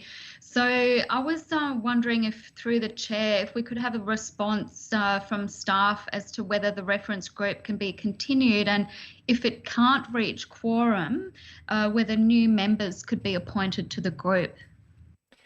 Councillor Werner, if you recall, the original intention of the reference group was only to meet on a couple of occasions, and I believe it met on 3 occasions, and that was to work with the representatives of the community to look at actions that could be undertaken now and into the future to enhance the amenity of the park. And, you know, that was the original intent, and we haven't had any feedback from any of the members of the advisory group that was always the intention. It is not council's practice to, you know, continue to hold meetings for the purposes of one park on an ongoing basis. Okay, thank you. Thank I you. think can I just say that originally it did say that the reference group was meant to meet every month, and so it has only met 3 times. So, and then some at the last meeting there was no quorum. So, just wondering if that could be taken into account, if we could have through the chair, if we could have a response from staff, please. Yes, I'll ask Ms Dawson to comment. Through you, Mayor, referring to the terms of reference, the reference group was to meet monthly or as required during the months of December and January, and the meeting schedule was determined during the first session of the reference group. The reference group actually met 3 times and fulfilled its purpose under the terms of reference. Thank you. Okay, Councillor Oh, Naji. sorry, can I just, sorry. Yeah. Thank you, sorry. You want to go first, ladies first? It's okay. You sure? Okay, thank you, Madam Mayor. Just to enlighten my fellow councillor, colleague, Councillor Werner, this is the forum that whether this forum to be extended or accept the recommendation. It's not the council staff that really has that delegation. So just being helpful there. The other thing is I was one of the councillors that really ensured that the reference group took place. I was one councillor in the committee meeting that I asked a lot of questions, and I was disheartened that the participation wasn't as great. But I'd like to hear from the chairman, because I know Councillor Barlow is very passionate on behalf of community. She's community focused. I still, up to now, I don't know what was going on in those meetings, except, you know, brief minutes. But I'd like to hear from her how effective it was and what would she be recommending, whether to continue or it did what it's supposed to do. So I'd like to hear what Councillor Barlow, with due respect, and I respect her opinion. Would you be comfortable, Councillor Barlow? Look, I'll just make the comment that I think we had the first meeting and we all said, come back with all your ideas and bring this, take your photos of the park of what you think. And I think we had one person, and he was brilliant. He was really good. He was a local resident. No one else actually submitted very much at all. It was a couple that were sort of very interested, but the rest just came along or didn't come along. So I think at this stage we have sort of looked at what we do, you know, what we've got. We've got to get the funding. And I think the main one, I think everyone was interested in, is the children's playground. So I think it's on schedule, it's in the budget. So I think that was one of the things that they looked at. But I must admit that a lot of them came back with nothing. There was no participation at all. Thank you, Councillor Barlow. Councillor Saranowski. Madam Mayor, in moving the minutes of the meeting, I too, like Councillor Archie, important for for a reference group to be set up. I'm the one that moved on council. We provide a landscape buffer between the fields and the residents. The general manager gave a very good report at the committee that I went to. Some of the ideas and suggestions that were brought up by the committee will be reported in due course to the council. But the biggest issue is the funding. The funding is going to be required for that. And the residents still can have their say on our website, have your say in terms of, just in case the committee missed some vital points. Missed it. Now, I don't believe in having a meeting to discuss nothing. Or we talk about the same thing over and over and over and over again. This committee has achieved what it was set out to do. It's, in my opinion, it's set out on it. And as Councillor Ball, who's the chairperson, only one person made the submission to it in terms of the ideas. Oh, three. The critical issue is Gardiner's Park isn't the only field the Bayside Council has control of. And I wanted to speak on that previous item. I too am concerned about the smell of any field. And one of the residents that contacted me just prior to the last council election said, Mr. Sarowski, there's a smell at JJ Graham Field. I went down, spoke to the president of the club, spoke to some of the residents in the back on, and I said, the only smell that we can have is irresponsible dog owners that do not carry the bag to put the rubbish in. That's it. On it. Now, at the end of the day,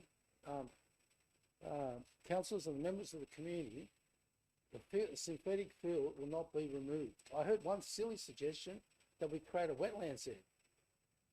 On it. We're going to have a reference group to talk about a wetlands park there. There used to be a quarry on it.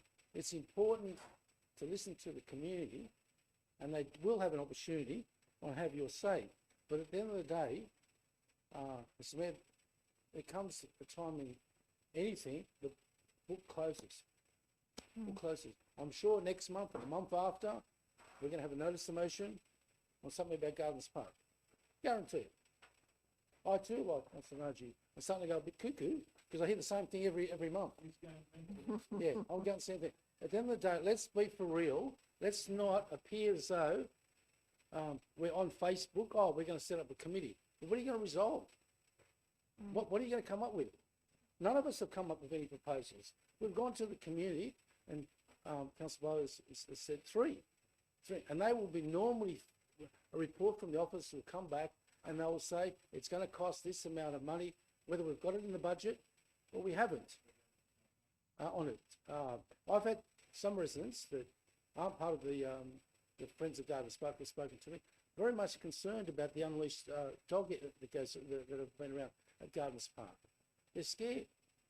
I've had some residents that I've said to them, put your comments on, have your say on it. And that's the critical message that I say to all the residents that listen to this program, to this council meeting.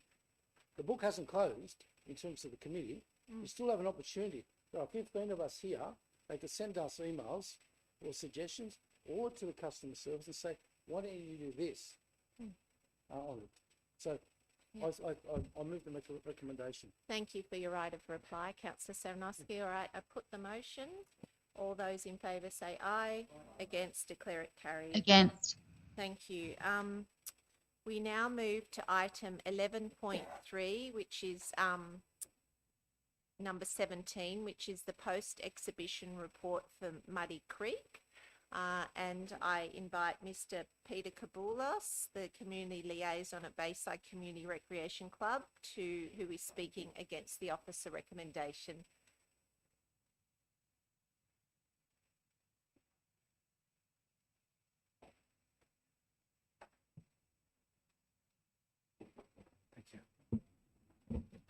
Thank you, Madam Mayor, councillors and council officers for allowing me the opportunity this evening to speak on behalf of Bayside Community Recreation Club. I have previously addressed the City Planning and Environment Committee regarding our position, but we just wanted the opportunity to present our side to the full council. Council's general manager has kindly invited us to a meeting this Friday to see if we can resolve the issues surrounding the club site. We do thank council and particularly the general manager for that opportunity. It is our belief that the recommendation presented to councillors this evening will inevitably result in the closure of the club. Firstly, I would like to present to you some of the background of Bayside Community Recreation Club and what we do, which the report fails to outline. We are an organisation managed solely by volunteers and we are not for profit. Everything we do has been a continuation for the past 70 years. We are completely self-funded. We accommodate over 300 trailer boats, which equate to over 3,000 uses of the boat ramp per year. We run children's fishing clinics. We are a registered and practising marine men's shed. We have programs to assist youths in helping develop skills and keep them away from video games and off the streets. They are mentored by responsible, mostly retired members who were formerly engineers and from other skilled industries. We provide a place of solace for people experiencing hardship due to illness relating to health, physical or otherwise. We offer a safe environment and entry level into boating, not making it just for the rich, but for the everyday person. The use of our boat ramp equates to approximately $4 per week. By removing trailer boats from the club's boat ramp, you're putting increased pressure on already overstrained public boat ramps, many of which close by midday throughout summer. This has been reported on numerous occasions in the St George and Sutherland Shire Leader, which have required police intervention both on and off the water as well as maritime, taking vital emergency service resources off the streets and away from managing our waterways. The majority of our members have joined the club because it's become a gamble if you're able to manage to launch your boat at a public boat ramp. They take their families out for the day on the water, and if they can put up with the 2 hours plus wait times, they still risk being turned away due to no space for parking. Not to mention the increased violence and abusive language from other frustrated boat and jet ski owners. This has been compared to a war zone not suitable for families. We also understand that the recommendation to close the club's boat ramps to boats has come without any traffic studies relating to council's other boat ramps. We have had an agreement in place with St George Kayaking since 2021 to move to our facility once we have stability, such as a lease or license, as they've been asked to move on from St George Rowing Club.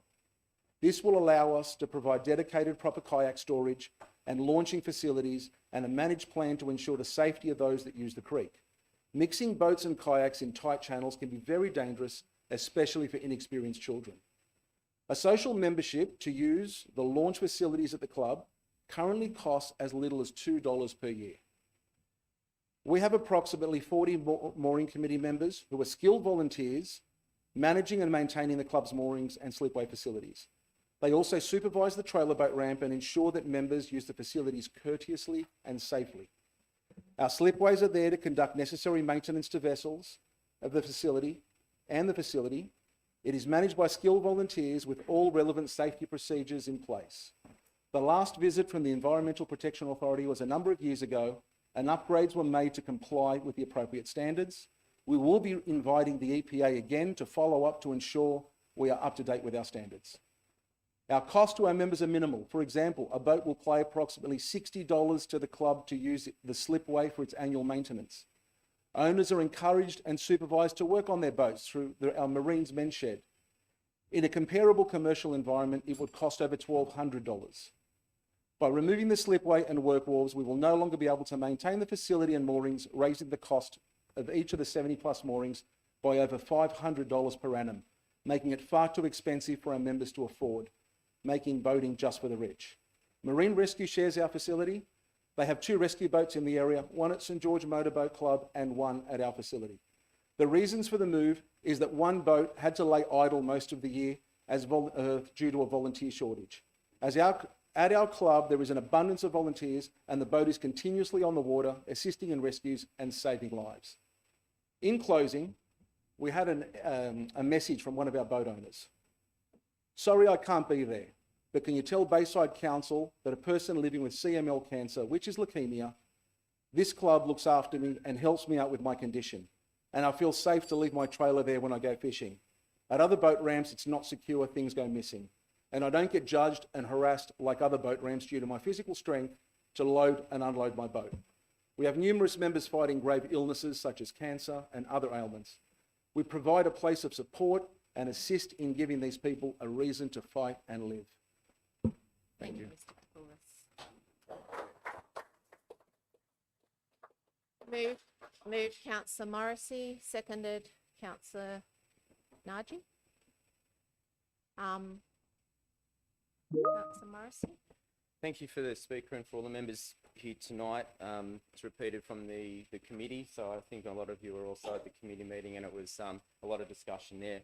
And I was an observer at that committee. I wasn't on that, but I just think that the intent of the changes on that night weren't captured accurately. And I think the key point that was made by the club was that they did have an alternate plan. And in my view, we need to understand what that alternate plan is before we make final decisions, because not only has the club have the tenure and with all the work that Maritime does and the kayak, there's a number of stakeholders involved. And as an observer at that meeting, there was an intent, I believe, by the committee, and maybe wasn't articulated properly, that because it was quite a long discussion, that we have to have a conversation with the stakeholders first. I think everything within the report is still sound and is still valid, but we need to talk to people first before then implementing. So with that in mind, I'm just going to make a couple of amendments. Firstly, to items 2 and 3. I did send this, so I don't know if it's come through. Yeah. So okay.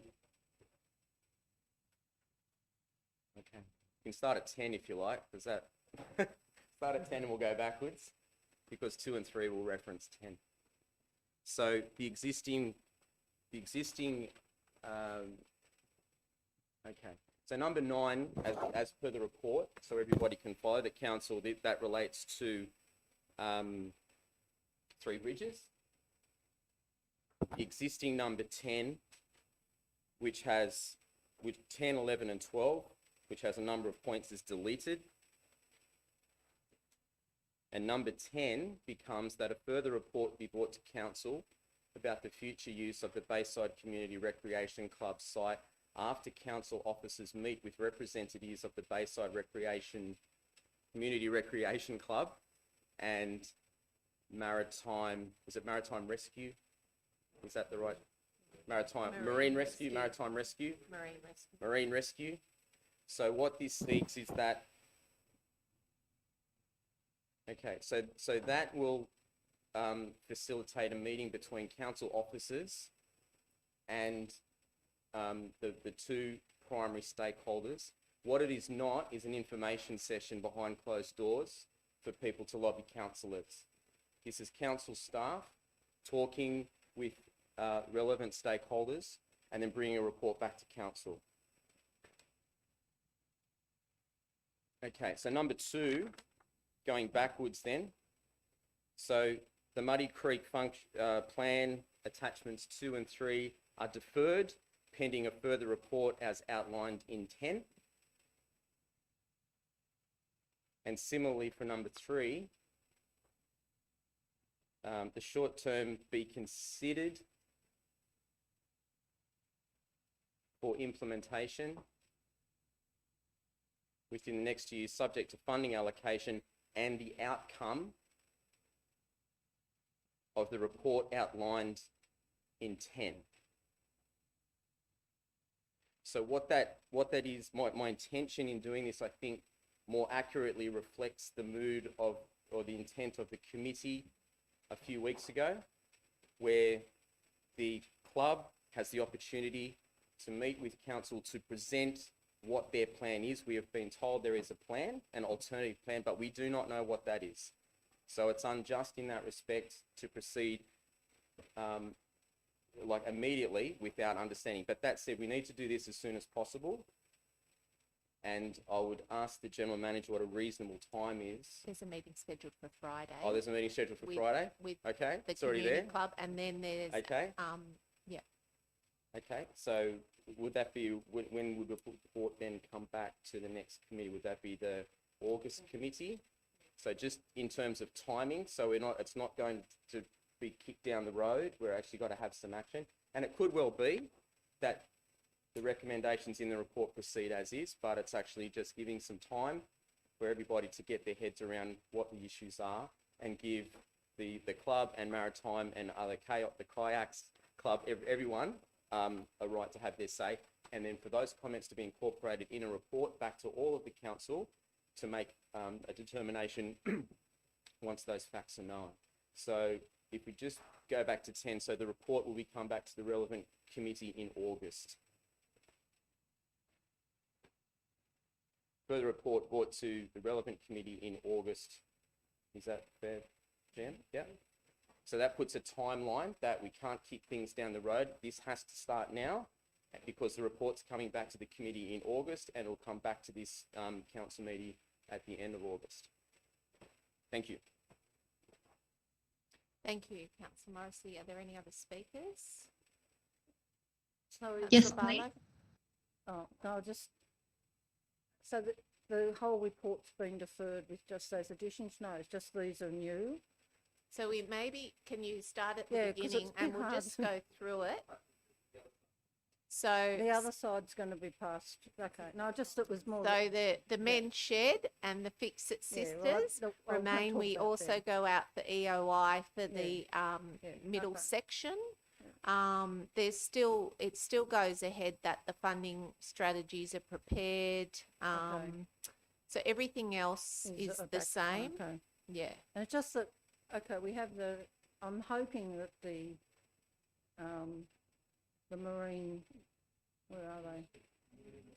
No, not the Marine Rest, the Bayside Community Recreation Club actually do understand what they're allowed to do because we have explained it. It is a public boat ramp, so that's the bit that I found it a bit odd. But if they're coming on Friday, hopefully they've got some really good plans that address some of the issues that they've had over the years. Thank you, Councillor Barlow. I've just got Councillor Werner. Thank you. I wanted to thank Councillor Morrissey for those amendments, and I think they do reflect what happened at the committee a lot better than what was there in the report. And it was, was a lengthy discussion, so very understandable that, it was hard to capture all of that. But yeah, just wanted to support that and say that it's really important that we do find out what this new plan, is that the Bayside Recreation Club wants to put forward. And so, yeah, supporting this. Thank you. Thank you, Councillor Hannah. Thank you, Madam Mayor. Yeah, look, I've got no opposition to this at all. I think this is a very complex area, but I just want to make this point. When this meeting takes place, are we going to be in a position to know the absolute legalities of the other landowners and authorities that are involved in this? Because I think you'll find, haven't we got Crown Land and Maritime? So I don't want a situation where any organisation's expectations are raised and then we have a situation where we're limited in what we can actually agree to legally because it impinges on maritime and Crown Land. So I just want to put that point in there. I don't want expectations raised because as a council, we don't have authority over those. So it may well be at some point, they've got to be brought into these discussions for agreement to be reached. Thank you, Madam Mayor. Good Thank point. you. Thank you, Councillor Hannah. All right, there being no further speakers, I put the motion. All those in favour say aye. Against, declare it carried. Thank you. All right, councillors, the last of our public speakers, we have 12.5. We have a notice of motion, options for paying early childhood educators, which really is an operational matter and is not the forum for this. So there are two registered speakers for the motion. Do I have a Mr. Gray? Do I have a Mr. Chiopiki? Oh, sorry, it's my eyesight. Tlopiki. Hello. Thank you for having me at council meeting today. So I'm a rank and file USU member, and I'd just like to sort of say on the importance of having adequate pay rates for early childhood education. This should really be taken seriously as for councils and also as a wider union issue, especially if we want adequate early childhood education. Those educators deserve to be compensated fairly in line with their qualifications and skills, particularly in such a crisis in the cost of living. So on top of that, in a recent union survey, it was revealed that over the next 3 years, 71% of early childhood educators are planning on leaving the sector, which will absolutely decimate it. This points to a crisis in early childhood, and a suitable paying conditions is a very viable way of addressing this situation. And another issue that sort of comes out of this is privatisation. I worked in the aquatic centre over the last several in the aquatics industry over the last several years in both public and private. And in terms of privatisation in the early childhood, this will only lead to a deterioration of paying conditions and would absolutely devastate the quality of education in this sector. So I really urge council as well as fellow unionists take this matter very seriously, particularly around early childhood education. Thank you. Thank you. Mr. Gray.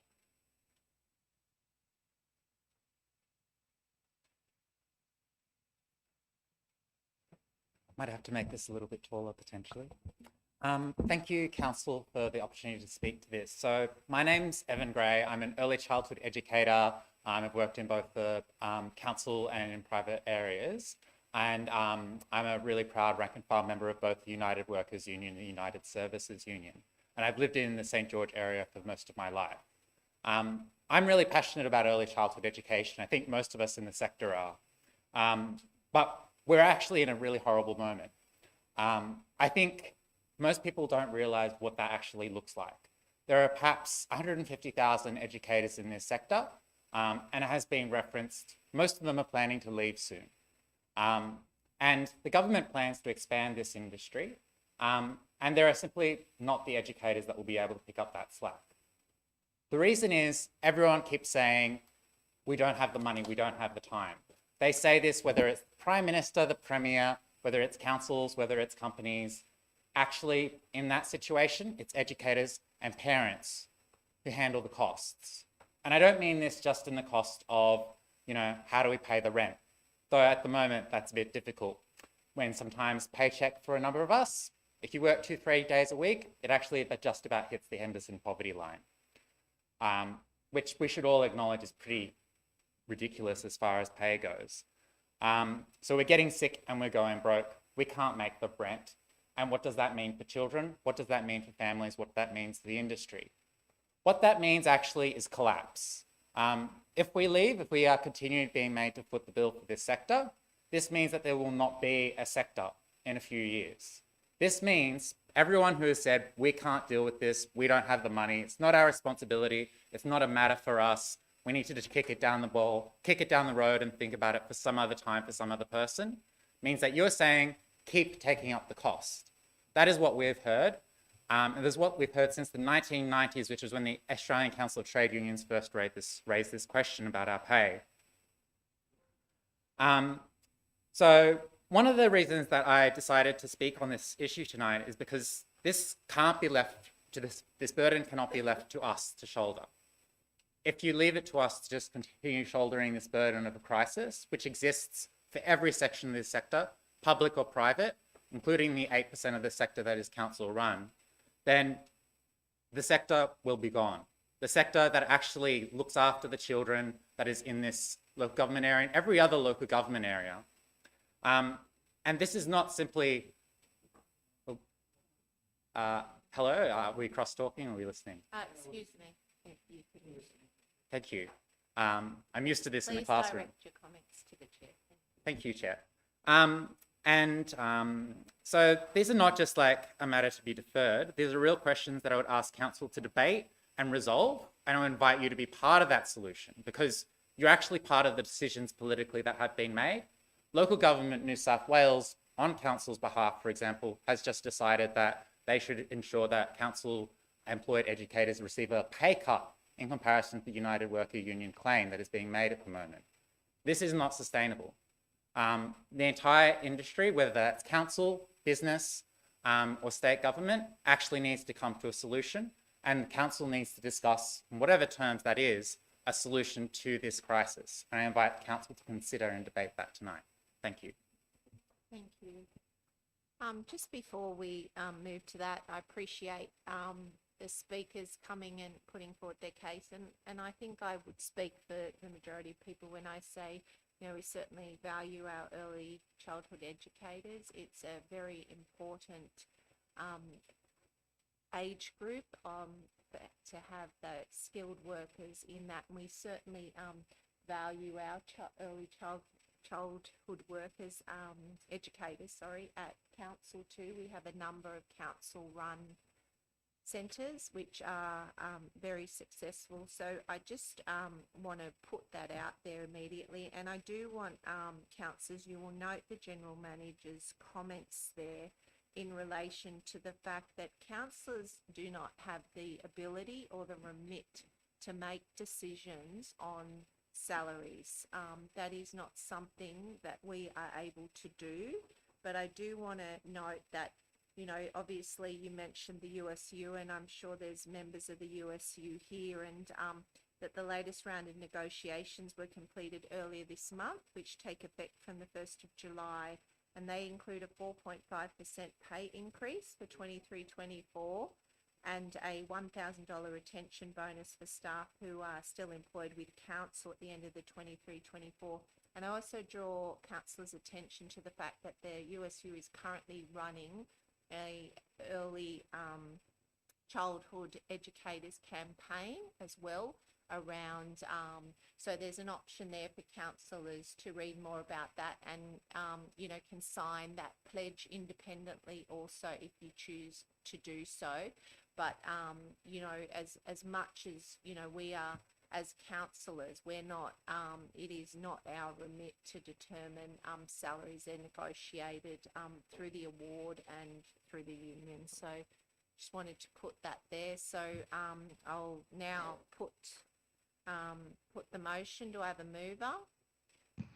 Yes, please. I'd like to move Councillor it. Werner. Do I have a seconder? Seconded, Councillor Douglas. Would you like to speak to it, Councillor Werner? Yes, please. Thanks for that. So I just wanted to say that councillors can make operational decisions. I know it's said a lot in the local government sector that we can't, but there's actually nothing in the Local Government Act preventing operational decisions by councillors. We make up the governing body, and the role of the governing body is to set out, as set out in section 223 of the Local Government Act, that councillors do need to make strategic decisions. However, that doesn't actually mean that we're prevented from making operational decisions. So and I'd also like to argue that talking about early childhood education is a very strategic decision, especially if we're facing a crisis in the sector and we're looking at having a lot of problem finding staff for our early for our daycare centres. So I think this really is a very important issue that we do need to talk about. So just wanted to quote from the union report called Big Steps, and they have quoted some people from their survey. They conducted a survey of early childhood educators, and it said that at least 25% of them were considering leaving within the next 12 months. So that is actually a crisis, and that looks like that sector is going to collapse if we don't do anything about it. So here are the quotes. Someone said, "As a single mother, my wage was not enough to support my family.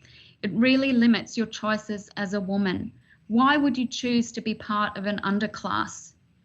See, so people are saying that they do not want to make that choice anymore. So we need to really listen. We need to listen to them. Someone else said, "You feel so guilty when you're genuinely are sick and you can't come in, and you know that there will be difficulties in replacing you. You dread answering the phone at certain times because it might be a staff member calling in sick and you don't know how you're going to cover them. You feel awful for having to turn down parents who ring in for extra sessions for work or respite, and because you can't find enough staff.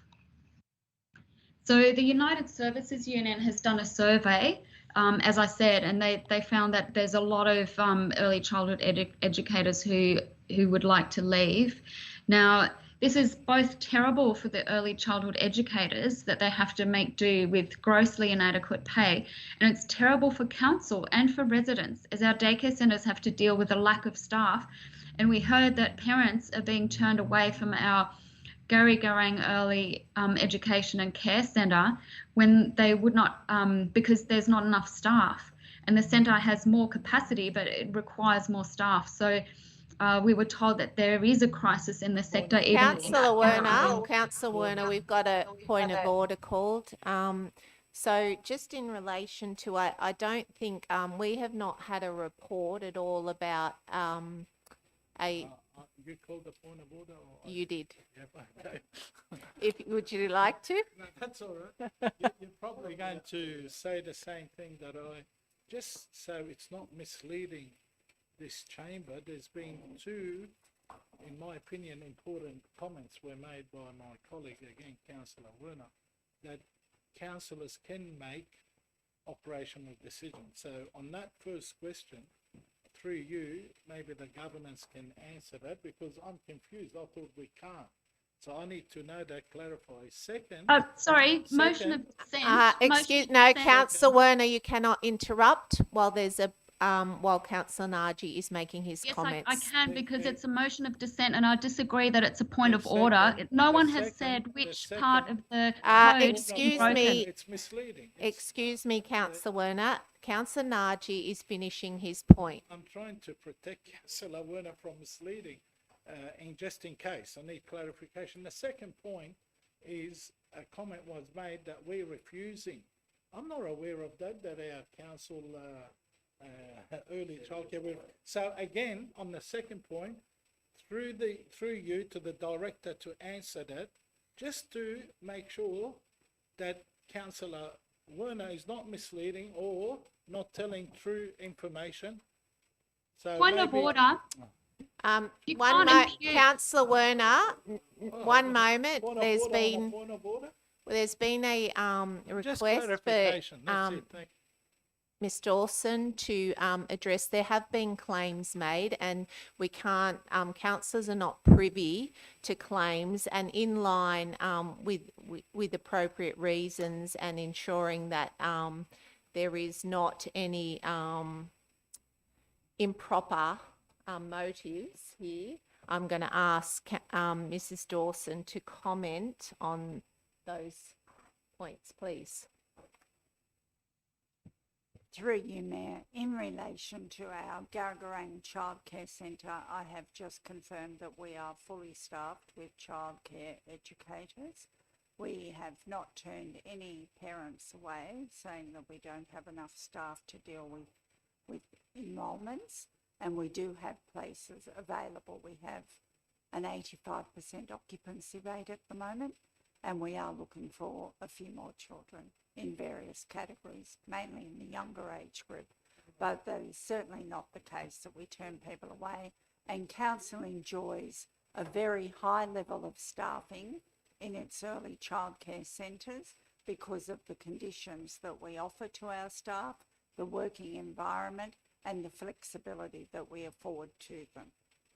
Thank you for clarifying that information. Okay, well, I'm glad to hear that. Thank you, Councillor Werner. One moment, please. Councillor Naji has the floor. So, through the director, thank you for your response, through you, Madam Mayor. Not only I would ask, before I ask Councillor Werner to withdraw those comments, okay, to go through the governance to find out if we can vote on operational, it can get involved. If we can't, I would like her to withdraw those comments as well, two of them. Thank you. And I apologise. Thank you, Councillor Naji. Mr Soot, are you comfortable to respond? Can I ask you to go to a microphone, please? You might like to come to the front.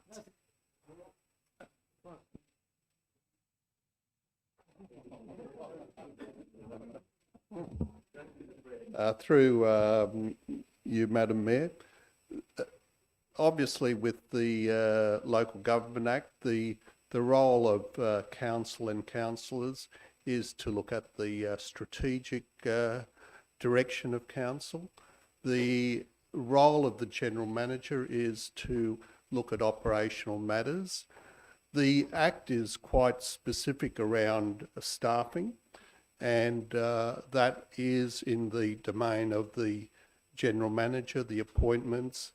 With that will come obviously pay. Council has a strategic role in determining its budget and approving the overall budget it applies to staff. But in terms of the specific appointments and what the General Manager will pay a group of people within the organisation is within the General Manager's domain. Thank you, Mr Soot. That's appreciated. Do we have any other speakers? Councillor Barlow. I'd like to move a foreshadowed motion that this report's just received and noted. And so one moment, I just have to rule on the point of order, Oh, and then you're Councillor still going. Barlow, Okay. I will allow you. So the ruling on the point of order was that the point of order was upheld, and we heard the statement. So Yeah, and Councillor Werner, because the information that you stated was incorrect, I would like to ask you to retract those comments. Yeah, sure. Look, I will retract them. I think I must have misheard previous information that we got. So thank you for correcting that, and I retract that if it wasn't correct. Yeah, I don't recall us discussing the salaries of early childhood. So where did you get that information from? I think, well, it might not be appropriate to say. Okay, thank you, Councillor Werner. Councillor Barlow.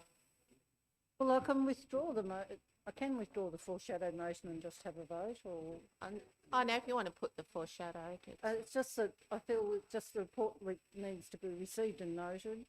I'm amazed when I read it, and after all the time I've been on this council, I've never debated a salary apart for the general managers, and that's the only one I've ever spoken about. And I did give that advice, and it wasn't taken. Thank you. So we have a foreshadowed motion to receive and note based on the General Manager's comments. So we have a foreshadowed. Do I have a seconder for the foreshadowed? Sorry, can I just, seconded Councillor Souness. All right. So then we need to, so are you speaking to I'm speaking on whatever you want me to speak about. Could I have a right of Can I reply? just Except section 233 of the Local Government Act. remind councillors it's now 10 to 10, and we've and we're still on public forum. So I didn't approve the notice of motion, but someone else did. My question is I've got a couple of questions. So the early childhood educators, are they paid under an award? correct. The award is managed by? No. Local Industrial government. Relations Commission, correct? We don't manage it. It's managed by other people. Why do we bring it into our forum? I don't understand. It just confuses me. If we care to pay above award wages, we're welcome to do that. And that's the privy of the operational people through the director and the general manager can sit there and do a budget and say, okay, if we need 15 early childhood educators at location Z, we can offer this. Yeah, so I think level of the income. point- Very simple. I think the point's been made Yeah. that we do not have a fully staffed, so we might Absolutely, just, but it might be the case elsewhere, and we've brought people along to speak on it. So they're obviously, in some councillors' mind, there's a concern that this is happening. So is there a concern in our LGA that we're underpaying people or we're not paying them to their award? I think, I really think we do need to bring this to a closure. As the director has said, it is not a local issue.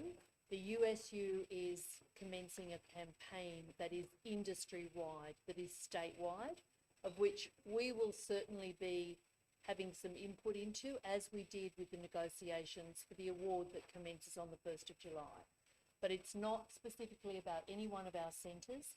This is about the industry generally and how we compete for quality staff really against the Department of Education.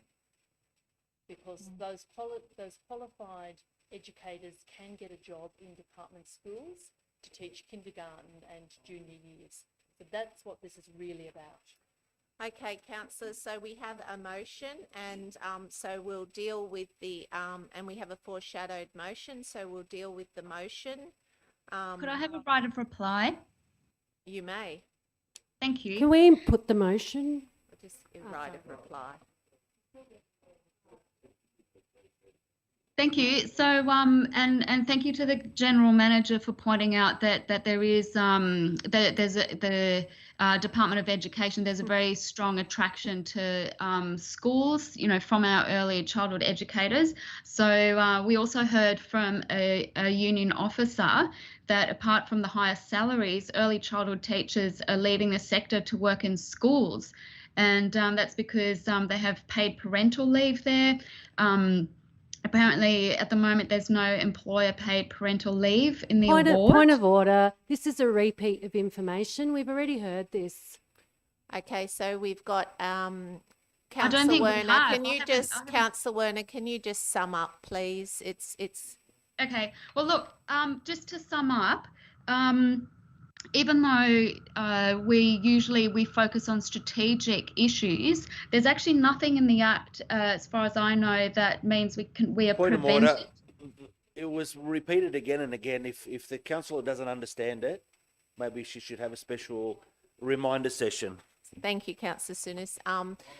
Okay, so I'll continue. So this Sum is up, actually please, a Councillor Werner. Okay, so in summary, this is a strategic issue because it does relate to our daycare centres, and we might be fully staffed at the moment, but from what we're hearing from early childhood educators and from the union is that there is a very likely collapse coming because a lot of people are leaving the sector. So I would urge everyone to support this motion. We have a motion in front of us. So the motion, all those in favour say aye. Aye. Against? I declare it lost. We've got a division. Called. Yeah. Okay. You knew I was going to do that. Yes, it was preempted. Councillor Morrissey. Against. Councillor Muscat. Councillor Fidel. Councillor Jansen. Councillor Naji. Councillor Saranowski. Councillor Sunis. Councillor Wada. Councillor Barlow. Councillor Hannah. Councillor Douglas. Councillor McDougall. And I'm against. And I'm for. Councillor Cedric. Against. Oh, he's there. Thank you. We now put the foreshadowed motion. All those in favour say aye. Against, declare it carried. Against. Thank you, councillors. I am now going to call a 5-minute recess. Wait till we're off.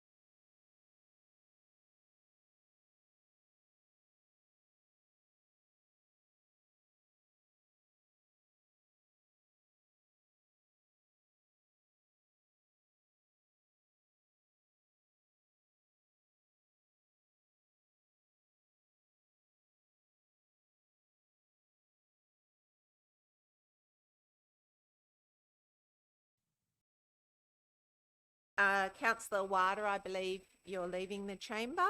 So we're up to 10.1 draft submission. So Councillor Naji and Awada will leave the chamber.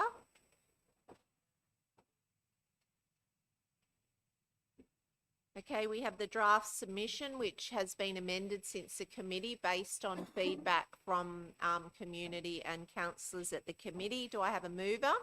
Move Councillor Jansen, seconding Councillor Saranowski. Any speakers? Madam Mayor, the only thing I wanted to say was it's important that we play a vital role in terms of the final determination in this. So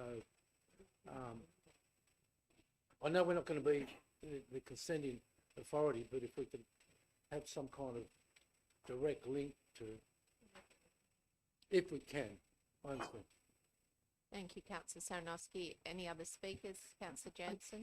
I wasn't at the planning meeting, so thank you to staff for pulling this together.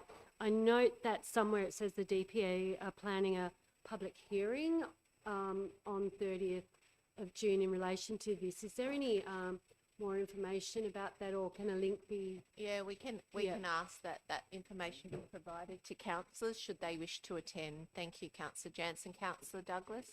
I also just wanted to thank the staff for pulling all the materials together. I think you did a really great job. I feel much more comfortable about the Bayside Council submission that's going in. I think it reflects a lot of what was brought to the subcommittee as well, to the committee. So yeah, I just genuinely want to thank you for consulting widely and doing that work. Yeah, thank you, Councillor Douglas. A lot of work goes into those, so please pass on. You know, those submissions are really important. We appreciate the efforts. Good point, Councillor Douglas. All right, no other comments. All those in favour say aye. Please. Sorry. Councillor Werner. Hello? Yeah, thank you.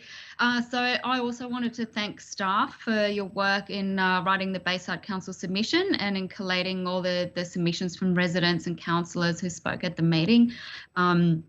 I just wanted to point out that it's to be expected that planning staff will write their critique of a plan in a way that supports the current planning instruments. And this is actually their job. So, but our job is to make a broader critique because we can actually have opinions that you know, don't necessarily align with those of the state government. And so we don't have to accept the state government's definition of what the land should be zoned as. Council staff have pointed out that the Cook Cove proposal is consistent with the SEP, but I put it to you that the SEP is wrong. So this area right next to the Cooks River is prime waterfront land and next to high density residential area that's about to have a lot more densification, that area between Marsh Street and the Princess Highway. So and it should be retained as public open space, or at least have a lot more for the community in that area rather than just being warehouses. So for this reason, I would like to propose that we do amend the submission further to say that we object to the proposal in its current form. Thank you. Sorry, what was your amendment? That in the council submission that we include that the council is opposed to the submission and objects to it in its current form. But Councillor Werner, it's our submission. How can we object to our own submission? No, that we object, sorry, in our submission that we say we object to the proposal from the proponent. So, and this is what the submission is about, it's to the planning panel. So that in our submission to the planning panel that we say we object to the proposal. Councillor Werner, so this is council's submission, but councillors are most welcome to do their own submission. So I suggest you put in a submission objecting to the proposal as a whole. Thank you. I have, and I would like to propose that we, as a council, also decide to oppose that proposal in its current form. Is there a seconder? There's no seconder. All right, that's lapsed. All right, any other speakers to the motion? Councillor Saranowski. Madam Mayor, in supporting the notice of motion, can I just say to the previous suggested foreshow amendment, that's a stunt to be on Facebook, Madam Mayor. What it is it's a stunt, absolute stunt. Can I just say, point of order, Okay. under section 15.11D, makes unfavourable personal remarks and imputes improper motives to another council official. I will withdraw. Hang on, no, but I will withdraw. But Councillor Madam Mayor, Saranowski's withdrawn. I'll Thank withdraw you. it. But can I just say this? If we are genuine, if we are fair income about it, this is a submission. And what councils need to know, they can't use this council for political gain or statements. The grandstanding. Madam Mayor, if we're fair income about this, we do what Councillor Douglas did. She put a submission in so the council officers did a commentary.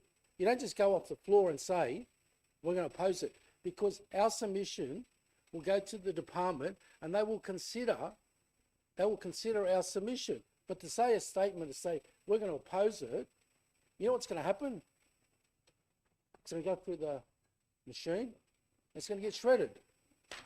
That's what's going to happen. Or we can go on Facebook and say, I tried to move on council, that we oppose it. Can I just say for some of my colleagues that weren't around, there was the approvals on that site far bigger than what's been suggested. It went straight up to over to Barton Park. Now, I'm not going to debate the issue, but I will. The amount of employment opportunity that's going to be created with this concept, if it is approved, and one must remember, at the moment, it is controlled by Concord Golf Club, which is a privately run facility. If you look at the report, we're going to get, I can't remember how many hectares of open space. This is the right way to go about it if we are fed income, about trying to get the best result for our community. And the way to do it is not moving or foreshadowing an amendment to say we're going to oppose a concept. Because as I said before, we'll go through the shredder. Because the final decision will be up to the Department of Planning, the state government will make that final decision. Now, we don't want to be referred to as someone or council that's always negative on it. Now, as I said, I commend Councillor Douglas. She went to the trouble, put a submission in. It's been reported in the thing there. That's what we should be doing. That's what we should be doing. And as I said before, I support the council's submission, and I can assure the members of the public that are watching this, our submission is not in any way putting our residents in disadvantage our residents.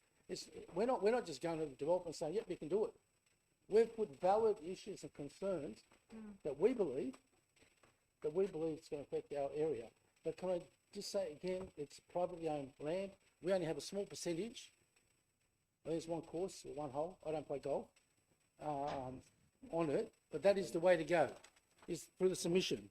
Otherwise, we're going to get railroaded by the government and say, well, we're going to prove it. We've got to have an input. Thank you, Councillor Saranowski. Can I reply to that? Point of order. Councillor Souness is speaking. Thank you.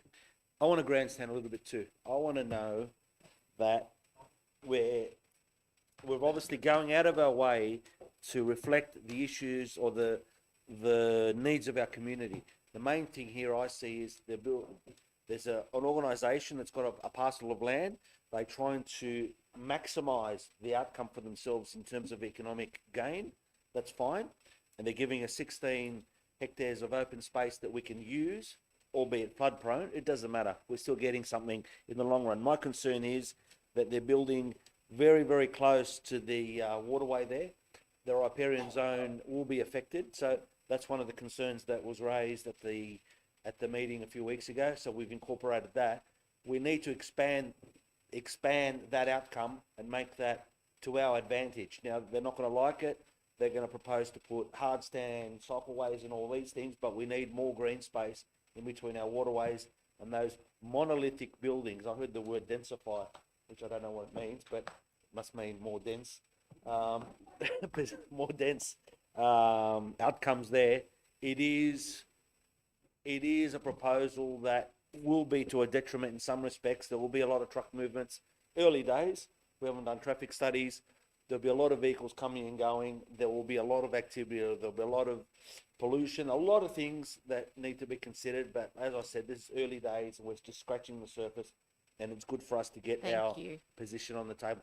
Stop shredding me before I finish. Thank you. I'm conscious of the time, so right. no other speakers. All right, I put Can I the just reply? motion. Can I just make a very quick reply? No, you didn't move you didn't move it, so you don't get a right of reply, Councillor Werner. It was moved by Councillor Jansen. Do you want a right of reply? No. Okay, I put the motion. All those in favour say aye. Against, declare it carried. Okay, councillors, that takes us to 10.3, which is the events report, moved by Councillor McDougall, seconded by Councillor Jansen. Councillor McDougall. Thank you, Madam Mayor. I'm happy to move the motion and I'd like to move it with an amendment that to add to the motion. One moment, please. We've just got to get Councillor Awada and Naji.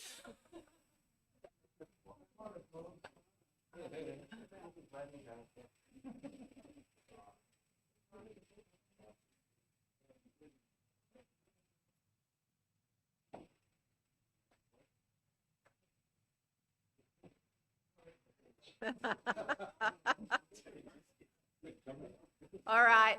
Noting that Councillor Wada and Councillor Naji have returned.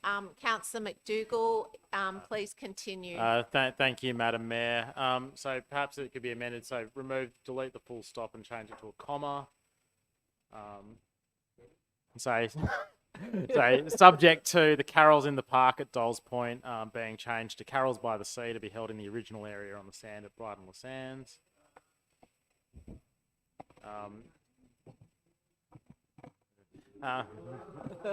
Look, a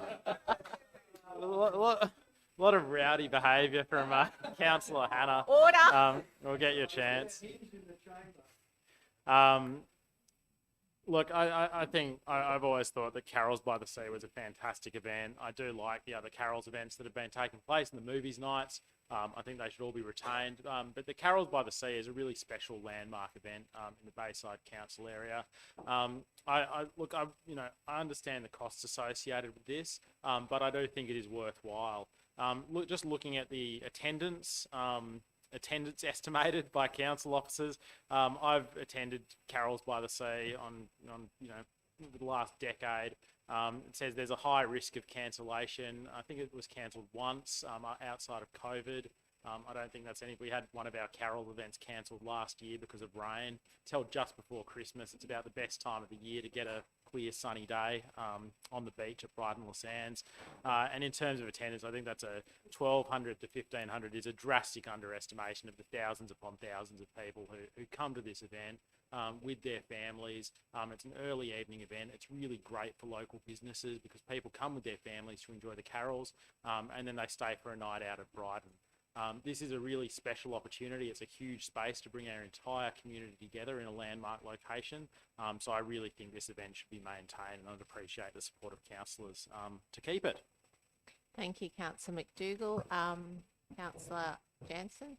So I'm in support of Councillor McDougall's amendment. I'd like to congratulate the staff for putting together the events report. I thought it was very informative, noting that we did used to have a mascot carols, but we've split that out also following the changes in demographics around the area, and be keen to see those carols events, the smaller carols events and movie nights be strongly rebranded as family carols events plus movie nights. So it's not movie night first, it is a carols event too. Very excited about the sharing out of events around the municipality. I think we have a large LGA, nearly coming up to 200,000 residents eventually. So each area now has a signature event, which I think is a really good way to be inclusive for the community. So thanks to the staff for putting together the report. Thank you, Councillor Jansen. Councillor Douglas. I just want to say that I was quite open-minded to the idea of spreading the Christmas events around until actually I did a poll on Facebook with the local community, because I thought maybe the people I was hearing from in my ward, were biased because they were just from Brighton, that they wanted the Carols by the Sea. But actually it was quite revelatory that 67% of people who responded, which last time I checked was almost 500, and that was more than 25 hours ago, within 48 hours, that many people had made the effort to do the poll. 67% wanted Carols by the Sea, and more than half of these residents did not live in Brighton at all. So it is a well-loved event by people all across Bayside. So I really commend this amendment from Councillor McDougall, because I do think we have these unifying events that are cherished by our community, and we do need to provide that for our community. We need to provide the things that they love about being in Bayside and not dwell always on the negative, but actually celebrate the positive. Thanks. Thank you. Councillor Cedric, your hand's up. Yes, thank you, Madam Mayor. I too congratulate Councillor McDougall as well as the staff. And I just wanted to put a shout out to the General Manager and to yourself. We trialled something last year where we said we're going to take it away from Brighton because of the costings, and we're going to share the love, as Councillor Jansen mentioned. And I think taking on the community feedback, this has been a great show of that. We're trialling something different. Obviously, the community wanted it back. Now, whether we do it in Brighton or Sans Souci or Dolls Point or Coima, I think it's great that we have always got that pinnacle, and Brighton is that pinnacle. So I just want to commend the motion, the change, and it's Carols by the Sea. That's my first point. I just wanted to also just commend also the staff and bringing this back. And what we need to really go back to the community with is that we've taken on note what's been said, and we're bringing it back to Brighton, and we're bringing it back to Ward 5. And that's really the important stuff, is bringing it back.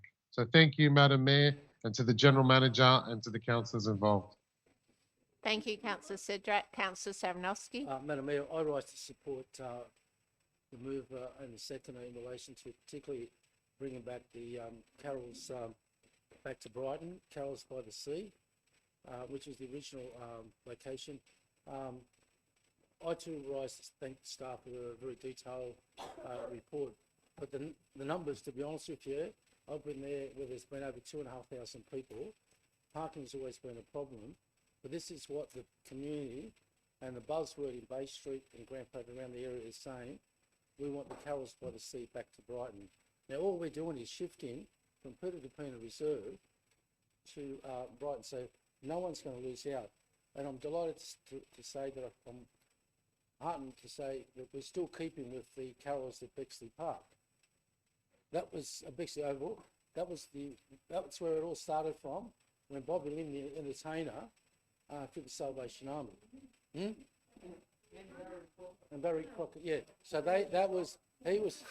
Bobby Lim actually used to turn up. He was a celebrity at the time. He used to turn up, and every year he was there. Can I just give some advice to the staff? But they don't take my advice anyway. Particularly, I sent 3 emails on something and I haven't got a reply back. But that's a separate issue. When the MC, we do not employ MCs. We've got enough community leaders that can run the show. And that's just, we can save a few $1,000s in having, for example, Bay City Church. They do a wonderful job. They're capable of running the program, or the MCs. There's a couple of things I wanted to raise in the events calendar, Madam Mayor, is that I'm not sure, whilst what I'm about to say is it's getting pretty close to determination in relation to Ramadan Festival in Wall Street. We need to seriously look at in terms of, is it the right location? Can we look at alternative locations? Because parking is a problem here. This year, for example, I couldn't find parking. Now, we still do it. Let's do it. Committed, but maybe just as there were some suggestions, the council car park next door, the council car park where Paul's warehouse is. All I'd like is the staff to, it's locked in, we're going to do it, but maybe just have a look at alternative and we're committed to doing it. Some of you may not know, but there is actually another Ramadan festival in Arncliffe, which I've been going for the last 3 years on it. This is a community-based Ramadan. It's actually next to Arncliffe Station, and all the proceeds go to charity. This is where the youth of the area, and I went this year, and it was probably over 300, and I'm not exaggerating, around 300 young kids turned up at Anor Youth. They were from outside Arncliffe Station. I've got the video recordings, which I'll never disclose to anyone because they didn't get approval. They just did it themselves. And they've been doing it for the last 3 years. Not that we condone that, Councillor. Yeah, I know. But I was there. I got Mr. Mick. But the community gathering, I've seen all these young kids turn up, adults, and had a barbecue, and they were actually singing along, and funds were raised for charity.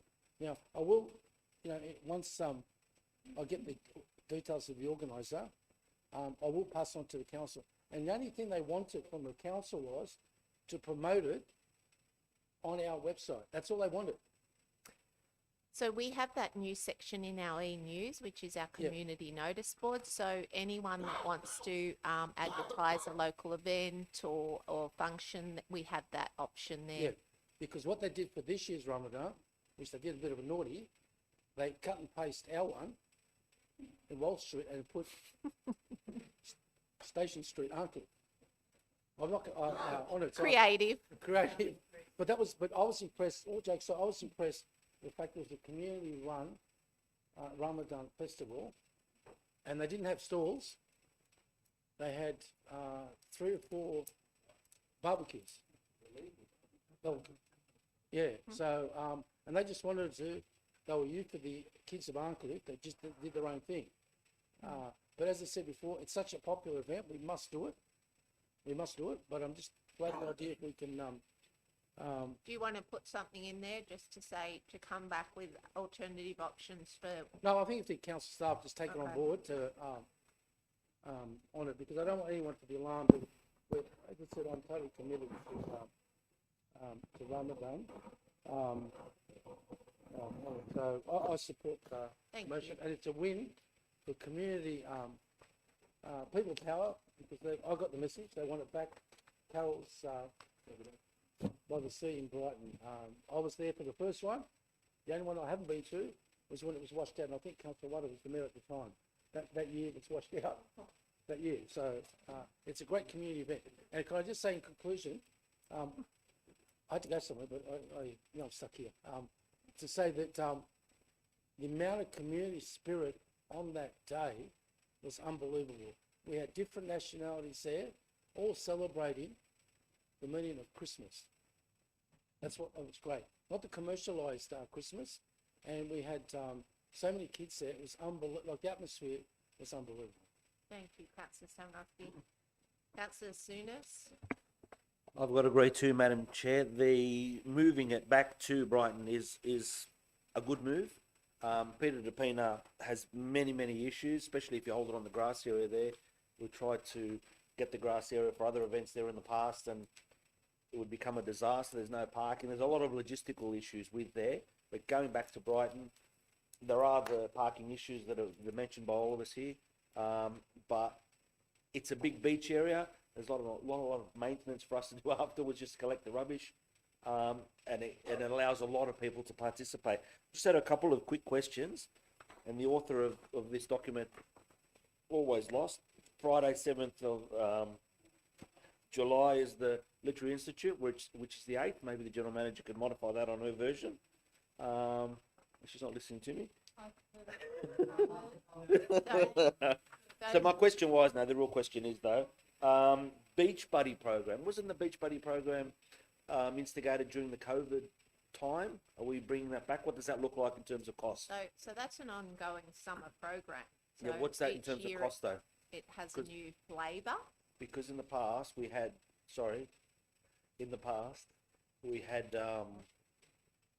or people that were working for Qantas and, excuse me, the airport during the COVID stand downs, that were going around giving out bits of soap and hand towels and blah, blah, blah. What's the version of it that we're looking at this year?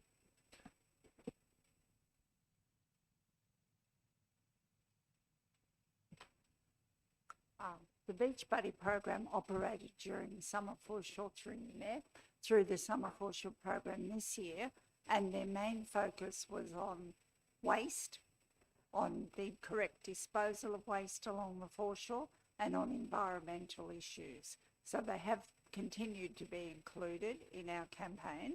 They're no longer retrenched Qantas workers because they all seem to have gone back to work, but we do make a point of employing local people who are looking for part-time job on the weekends mainly. So it's focused on the weekends, and that will continue in the current period in the new summer foreshore program, where we'll be looking more at education around where to swim safely in relation to jet skis, working with maritime, working with the water police on safety issues around the foreshore. So that's the plan at the moment, and that program commences again in October.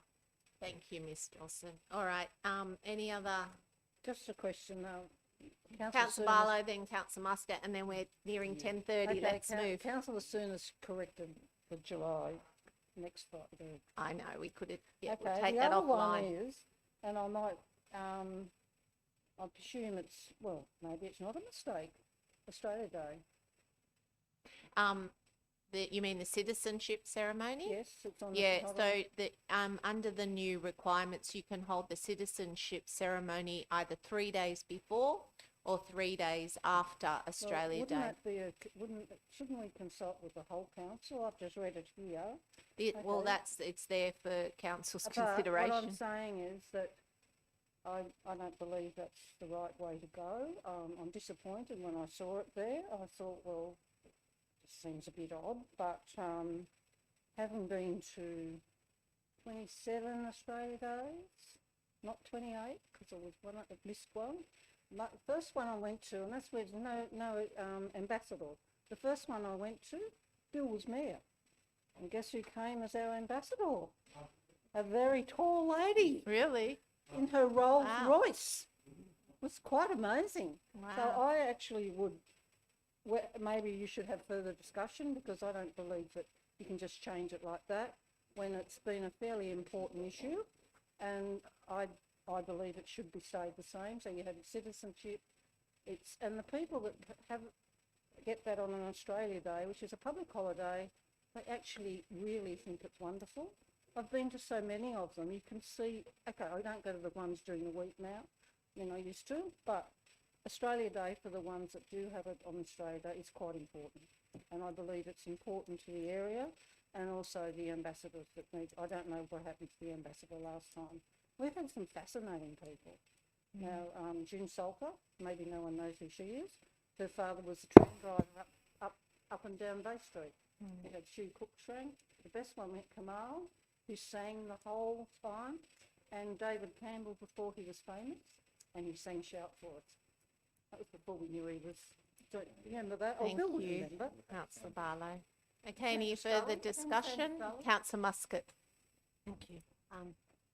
Through the chair, I'd like to know whether the Carols by the Sea is only just carols by the sea with nothing extra for that event. So we might, Just for are clarification you on happy to clarify what the what Carols by the Sea is? entails. Yeah. Okay.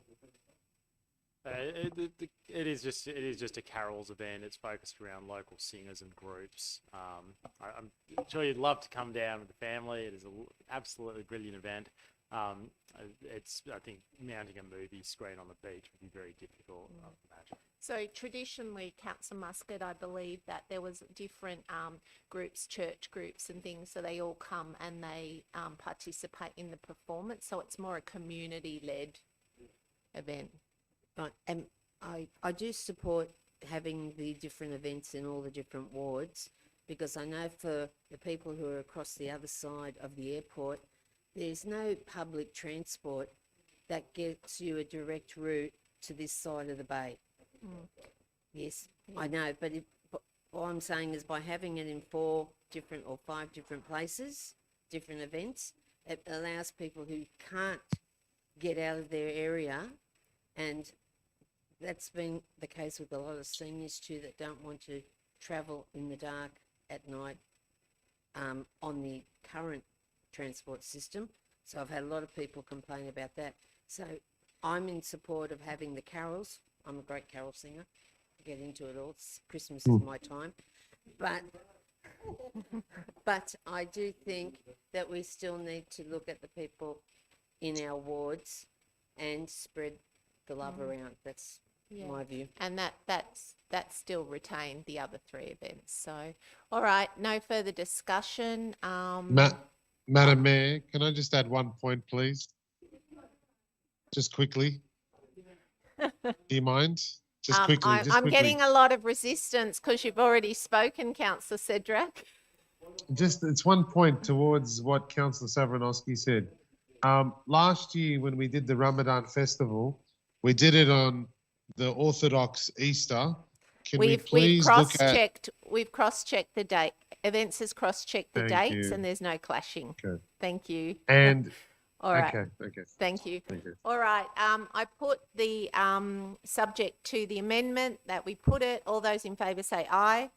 Against, declare it carried. Thank you, councillors. That takes us to, now we're going to move quickly because I'm going to have to call for extra time. So let's move. 11.1, 25, Seniors High Tea, Councillor Barlow. Oh, sorry, just quickly, I was just going to congratulate everyone, and I feel it's one of the events that they all talk about it for weeks. Here. Thank you, Councillor Barlow. Amazing. Councillor Wada and Councillor Wada, you're going to exit from this item, which is number 26. So this is the management of Garrigarrang early education. We're just going to move it. So that's just because Councillor Wada's disclosed an interest. I move the item. All those in favour say aye. Against, declare it carried. Councillor Wada, you can return. Councillor McDougall, you're out for the next item. That's 11.2, and that is the tender for Botany Golf Club.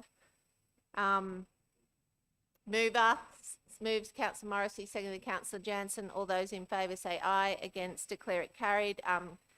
We then move to the draft submission on Cook's Cove. So Councillor Naji and Councillor Wada are leaving the chamber. Councillor McDougall's back. Okay, so that's the draft submission, but that's based from the committee, which we've since amended in this council meeting. Moved Councillor Souness, seconded Councillor Jansen. All those in favour say aye. Against, declare it carried. Please invite Councillor Awada and Naji back. Moving to 11.4, number item 15, Lady Robinson's beach management options. Councillor Souness, you pulled this out. We as a council have to get on top of this. It's a $14 million project. One of the biggest projects we'll be considering in the future, plus an ongoing $500,000 sliding every year from then on. So it's a big decision that we need to make, but it's coming up very shortly. Thank you, Councillor Souness. Moved Councillor Souness, seconded Councillor Fidel. All those in favour say aye. Against, declare it carried. Item number 17, Memorial Policy. Councillor Hannah. I'd like to move this with a couple of amendments. Thank you. My amendment is that we endorse the amended and expanded policy for public exhibitions subject to the following amendments prior to its release.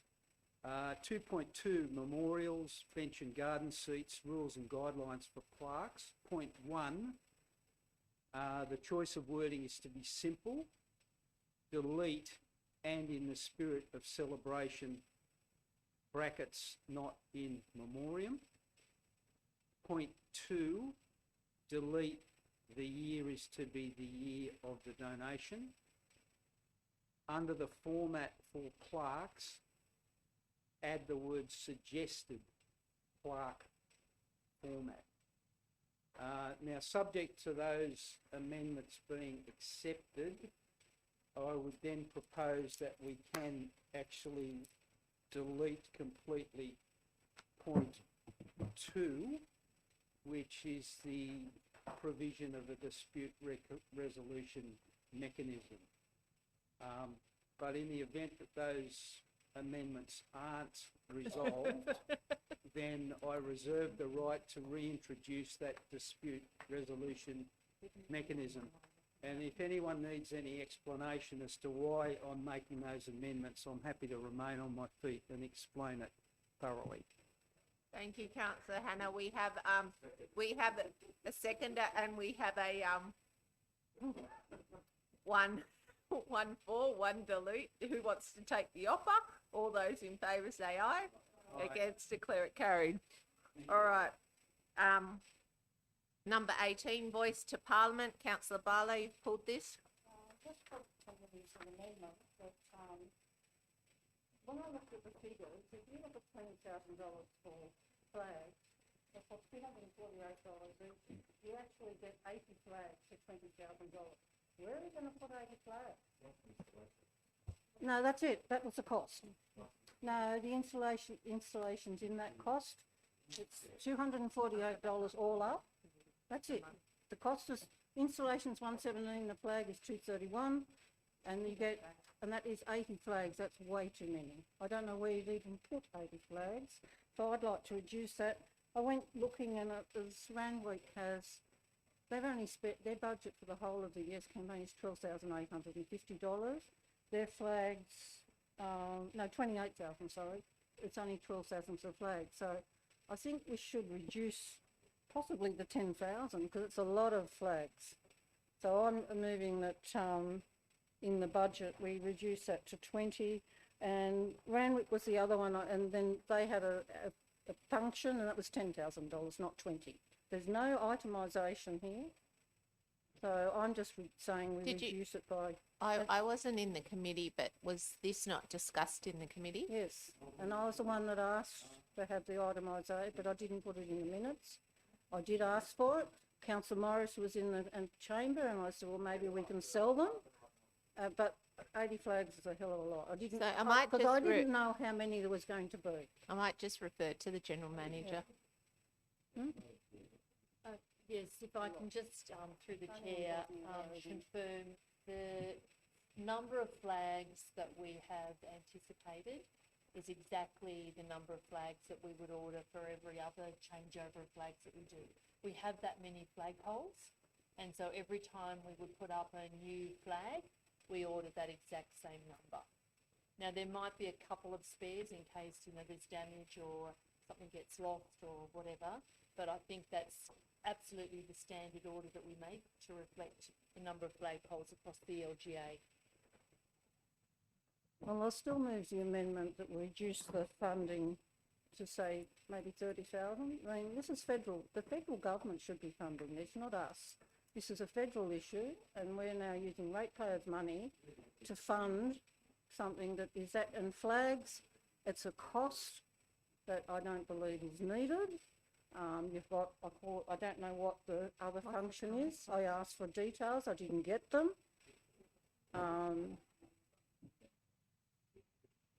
I call it the party.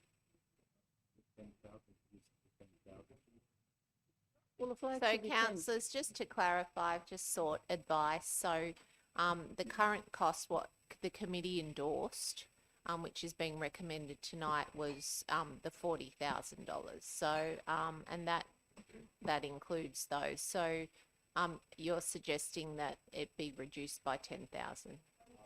He could go to something else. Someone that was at St Vinny's, he said, I need money. So I said, anyway. So that's what I'd prefer it to be reduced, because it's the federal government should be putting their hand in the pocket. So do we have a seconder? Seconded, Councillor Souness. Sorry, just a question. If we reduce it from 80 flags to 40, does that increase the unit cost?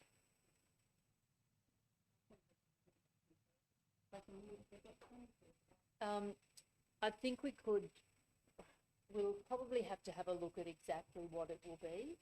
We haven't done that previously, but we could do, for instance, every second flagpole along some of those streets to reduce the impact. Okay, so we have Well, we have an amendment put forward. I don't know what's already been organised because it's nearing, so I don't know whether things have to be ordered. So hence why I don't know why that wasn't changed at the committee, if that was the intent. You know, Councillor Morrissey? Yeah, it's off, like there was nothing, I agree with Councillor Barr, she'd asked for an itemised, or some line items and no problem with that, but if we've got plans to spend that and that was the budget and that's what was discussed at the committee, I think that should remain as is, and therefore I'd like to add a foreshadowed motion that the original recommendation from the committee be adopted. Thank you. Can I have a seconder, please? Seconder, Councillor Jansen. Any other, is there any other speakers to either? All right, there's no other speakers, so I put the original motion. So do you want to write a reply, Councillor Barlow? Thank you. All right, so the original motion, all those in favour say aye. Against? Okay, declare it lost. Okay, we have a division. So this is,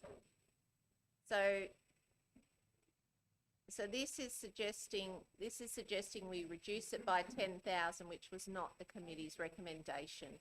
So Councillor Morrissey, Councillor Muscat, Councillor Fidel, Councillor Jansen, Councillor Naji, Councillor Saranowski, Councillor Souness, Councillor Wada, Councillor Barlow, Councillor Hannah, Councillor Douglas. Against Councillor McDougall. No, too late. All right, and I am against. I'm also against. And Councillor Cedric, Against. Councillor Werner. Against. Okay. And Councillor Awada is against. Douglas is against. Councillor Saranowski is against. Does everyone check their vote? Okay. Thank you. I now put the foreshadowed motion. All those in favour say aye. Against, declare it carried. No, we just had one. We're not doing backwards. All right, come on, I've got 15 minutes. Stop. All right. Now, unfortunately, I missed an item. So before I go to the notices of motion, I'm going to come back to 10.4, which is the councillor fees. Moved by Councillor Barlow. Do I have a seconder? They've got to know what I'm moving. Moving option 2. Okay, Councillor Barlow's moving option 2. Is there a seconder? Seconded, Councillor Hannah. All right, if you... Well, is it going to be argument or not? That's all. Sorry? I'll reserve my right of reply, save time, maybe. You'll I'll reserve be your hopeful. right of I've reply. got this here, you see. Any other speakers? So just for the benefit, so what has been recommended by council officers is that we go with what the New South Wales Local Government Remuneration Tribunal suggests. There was another 2 options provided. The option that Councillor Barlow is referring to is that all mayoral and councillor stays as current, like it doesn't increase, it stays where it is. So Councillor Barlow has moved option 2, which means that it stays where it is. So in your hands, councillors. Councillor Hannah. Can I speak? You may. I've made the point in this chamber before, I don't agree with the way these remuneration things are set. the whole thing needs complete structural reform, but that's another matter. I just remember when I was at school, when we were allowed to mark our own exam papers, dreadful things happened. And you will note, and that's why I have great difficulty voting on going to the maximum all the time with this stuff. You will note that the Remuneration Tribunal has recommended a range for our size council. And in fact, the low end of that range is something around $20,000 and the high end is $32,590. Now that's a 66% difference. So the way I look at it, given that we're given the opportunity to mark our own exam papers, right? We're marking our own exam papers. That doesn't mean that we necessarily, on every occasion, take the maximum. Because in my view, to be able to justify taking the maximum, we have to be all Tina Turners. Simply the best. We might be good, but I don't know whether we can claim to be Tina Turners. Really, are we simply the best? Now, I think, as I said, I think this whole thing's flawed, and I don't think you should be allowed to mark your own exam papers, but I'm backing Councillor Barlow's motion. I don't think it's unreasonable for this year to show a little bit of restraint and just hold the current councillors' fees at the current level. I know that everyone around here does a hell of a lot of work and they all deserve the money, but I don't think that's an unreasonable position to take. Thank you, Madam Mayor. Thank you, Councillor Hannah. Any other speakers? Councillor Morrissey. I'm going to be the brave one and foreshadow that the original recommendation, foreshadow motion that the original recommendation, which is option 1, well, the original recommendation report is adopted. I think it just encourages diversity into local government. I think that, I think Councillor Hannah makes a very good point. We're put in a very awkward position all the time. For me, it's not about the money, and it shouldn't be. However, we need to encourage people into local government sector to put their hands up for councillors. And if the gap is a compounding effect, the actual dollar figure is not that much. With the work that I know all of us put in, but it's got to be encouraged over the long term to have people who may not consider running for council to actually run, and that is people on lower incomes. It is people who are pensioners. It is students. It is people from all sorts of different backgrounds, and that's what makes local government so rich in its diversity. So by adding having that gap and not keeping up, I think will have an impact in the long term. Maybe not today or tomorrow, maybe not to people on this floor, but in my view, we need to keep up. And I've had similar views my whole time on council, and those views remain as is. So I'm being brave. So we have a seconder, Councillor Muscat. Okay, so we have a motion and a foreshadowed motion. Are there any, just wait for right to reply, just are there any other speakers to either? Councillor Douglas.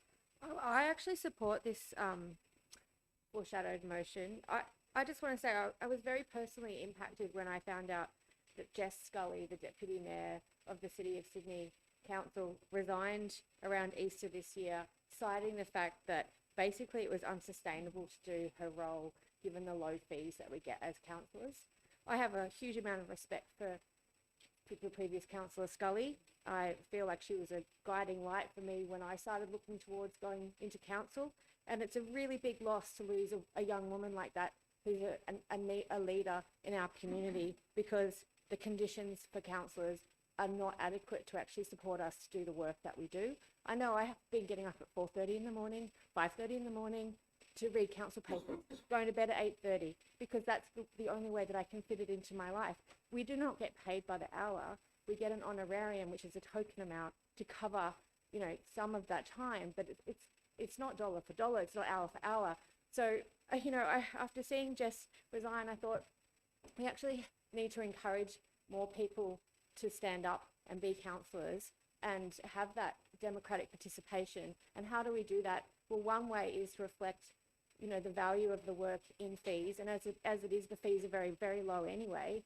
So that's why I do support Councillor Morrissey's foreshadowed motion that we should keep those fees up to the standard that it is regulated. We're not going beyond anything that's regulated. We're just recognising the value of the work that we're doing for the community. Thank you, Councillor Douglas. Councillor Naji. Yes, being consistent since 2004, I've never ever supported an increase. And that's my prerogative, and I'll explain why. And I respect Councillor Hannah with Tina Turner. May she rest in peace. And may Mr. Ron Rathbone rest in peace. He did not take any of his allowances, and I follow. He's a role model. He's one of the reasons I ran for council. I had no idea about politics. He was my mentor, and I follow his footsteps in one way. I can't fill his footsteps, but I try. Okay, and me too. I don't take my allowance, but I have to, by law, you have to. Then I give it away to whoever, charity, schools, kindergartens, mosques, sleepless nights. Thank you. I do that. Homeless. Now, I just want to point out, I disagree that if you have high salaries or high wages, you're going to attract great candidates. It doesn't work. Mr. Ron Rathbone was one of the best in this council has ever seen. And Councillor Saranovsky and Councillor Barlow, who's been there in his time, they would recognise this. Me, I don't profess myself as a great, councillor, but I believe I have done a great job. I attend most of my commitments, civic duties, and I disagree. I believe that if anyone wants to serve the community and want to do the right thing for the community, they can do it without money. Yeah, some people may be struggling, but there's a lot of abuse too, that people just want it for the money. They run just for the money and they achieve nothing. So either way, it wouldn't worry me, but I'm just putting it on record. I've never supported an increase, and I'm not going to do it tonight. And that's it. Thank you. Thank you, Councillor Naji. We just need to move a procedural motion to extend past 11 p.m. So I move Councillor Naji, seconded Councillor McDougall to 11:30. That, you know what that means? All right. So, okay, all those in favour say aye. Against, declare it carried. Any other speakers? Councillor McDougall. Sorry, I will try to be very brief and respect the people's views on this. But I do have to agree with Councillor Morrissey and others. I think there is a bit of an issue with what, I know that you've been light-hearted, Councillor Hannah, but this idea that there's some sort of moral debt attached to remuneration in local government. I mean, the fact is that there are people for whom this will make a difference, and they're probably not in this room tonight, might not make a difference to anyone here, but the point is that local government is low paid, and for some people that is a barrier to running, it is a barrier to entry, and ultimately this is a democratic institution to which everybody should be able to run. Everybody should be able to have the chance to have their say and to represent their community. And this is recognised as a significant barrier. And it's always very easy to say, okay, well, we're not going to pay councillors, no problem. And if you believe that, as Councillor Naji does, donate your salary, and that's people's private business. Everyone can make that choice themselves for ourselves. Knock my bottle over as well. But at the end of the day, I also totally agree with Councillor Hannah that this really shouldn't be in the hands of councillors. The decision, this should just be set by the Remuneration Tribunal. I mean, does anyone want to get up tonight and move a motion that will be reduced to the minimum? Because I think that's very, you make the same argument. Why don't we set our pay rates to the statutory minimum? Would you like to do that, Councillor Hannah? I mean, I don't really think there's a different argument. The reality is this will be meaningful for somebody. We have local government elections next year. and sending a message that, you know, we're doing the best we can to make this best remunerated it can be within the framework that we have, I do think in principle is important. Thank you, Councillor McDougall. Any other speakers before right of reply? Councillor Barlow, right of reply. Just my normal. I think, Councillor, I'm just, you know, I was disappointed. I thought maybe with the economic struggles that people are going through, we could give up that extra money, and I feel that is the problem we have. You've got to think about every single person that has only one job. You have a second job. I call it a second job. I don't know how, I honestly do not know how I did it a few years ago when I was working, because I'd be at work at 7 and I still haven't worked that out, but I'd be up till 2 in the morning doing stuff. But I did keep this. I know they're the Pollies and they got a freeze, and I know they get a lot more money, but Chris Minns told everyone they could not have a pay rise. It doesn't matter what the money is. It's about working for the community. You shouldn't even look at the money. I mean, I could say less, and it's just something that I believe in do. Yes, sleepless night. I like that. It was. That was a good donation, and the Fix It Sisters is the next one, because I was told by Councillor Morrissey I could give my money away, but extra, which will be the same. I did that last year. You said it last year. All right, let's stay Anyway, on this. so anyway, yes, I will be donating Stay some on this. more somewhere else, but so I'm just hoping, I'm not going to get support, except maybe from one person or two. But the issue is, you've got to think of everyone else that is struggling. And so here you are, it's only $1,000, but you're taking that extra little bit of money that some poor person has not got. So why are we deciding we need an extra I think it's $1,100. You should be really feeling that, you know, my daughters, everyone's, I don't have a, a home loan, but everyone with a home loan, they're starting to struggle. So you've got to think of that. So we should be responsible. Well, but that's not the money that you earn here. I mean, you've got to pay tax on it. But I just believe, I've done it many times and tried to stop the pay rise. You know, so anyway, I know I'm going to lose, but I will call a division. And I do believe that it's the right way to go with the community the way it's struggling at the moment. Thank you, Councillor Barlow. No further speakers. So we'll deal with the motion moved by Councillor Barlow and Hannah, which changes the original recommendation. All those in favour say aye. Against? I declare that lost. Division.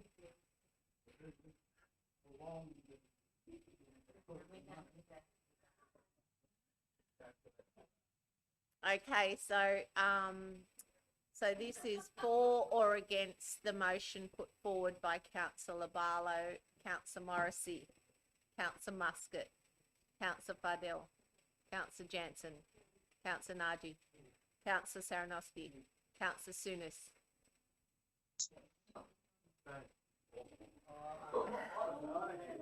Councillor Werner. Against. Councillor Wada. Councillor Barlow. Councillor Hannah. Councillor Douglas. Councillor McDougall. Councillor Cedrak. Against. And I'm against. Okay, I now put the foreshadowed motion. All those in favour say aye. Against, declare it carried. No, thank you. All right, so you're recorded in the first one. Okay. Record Councillor Barlow and Hannah as against. And Councillor Souness as abstain. No. All right, notices of, let's move quickly on notices of motion, please. We'll need more time. 12.1, notice of motion monthly progress report on resolved councillor notices of motion. Moved, Councillor Hannah. Do I have a seconder? Seconded, Councillor McDougall. Oh, one moment. I forgot one again. Sorry. The GM's pointed it out. I'm going to have to ask Councillor McDougall and Councillor Saranowski to, are you staying for the working group? I think he's just, all right, sorry, 11.7 minutes of the Strategic Land and Property Working Group. Someone moves Councillor Morrissey, seconded Councillor Jansen. All those in favour say aye. Against, declare it carried. Come back, please. All right. All right, Councillor Hannah, would you like to speak briefly? Look, I believe if councillors have read it and read the explanatory note, I tried to craft this in a way that hopefully people would understand and the reasons behind it. So, you know, I'm hopeful that councils will support this. And this is not done in some sort of way to try and burden the bureaucrats. This is done in a manner to try and increase the efficiency between the feedback that we get and how these notice of motions are continuing and progressing. So that's all it's about. You know, and I'm hoping if we can get this report up and running on a regular basis, thank you. It'll save us having to chase things. Thank you, Councillor Hannah. No other speakers? All right, I've put the motion. All those in favour say aye. Against, declare it carried. 12.2. Notice of motion accessing federal government support for clean energy for councils. And I thought councillors might be interested. We received a letter from our federal MP, Matt Thistlethwaite, who writes, the Albanese government has just announced its new $100 million Community Energy Upgrades Fund as part of the $1.6 billion energy saving package introduced in our 23-24 budget. The new fund is a partnership between local and federal governments to deliver energy upgrades and bill savings for community facilities, including local pools, sporting clubs, and community centres. The package will unlock energy-saving upgrades and could be used for projects such as replacing energy-intensive heating in council pools, which is good timing, or installing energy-efficient lighting at sports fields, and libraries and other council-run facilities. Lower bills for council mean better community investments for ratepayers.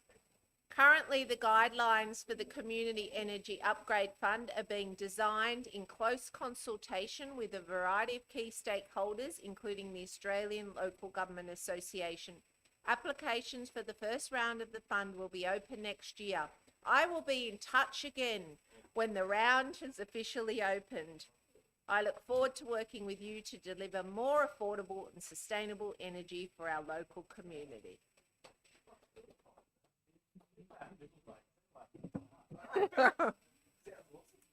I'll say I read him verbatim. All right, Councillor Douglas. Oh, you're happy? All right, second, Councillor McDougall. All those in favour say aye.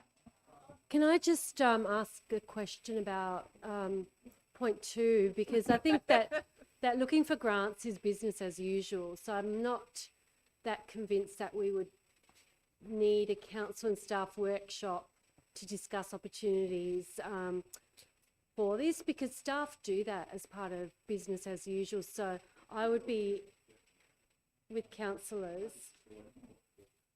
Oh, well, I disagree with that, Councillor Sooner. So I would suggest that we take that one out. Have a seconder?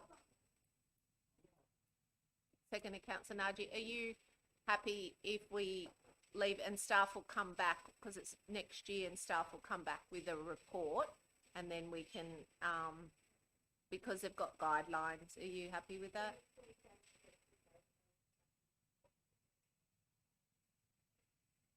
Yeah, happy with that? So replace number 2 with, sorry, Councillor Saranosi, please replace number 2 with that council come back with a report in once the grant information has been Council receives the report once the grant information has been published.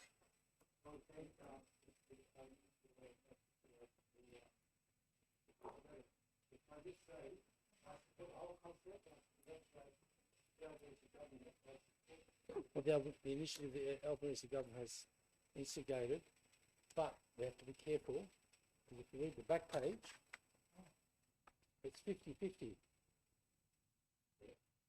That's the issue it's going to be in terms of the funding. So while I'm all excited, we don't have any budget. The current budget, 2023-24 or 24-25, that's what we've got to be careful of. Let's not get excited. I strongly support the initiative, but we've just got to be careful.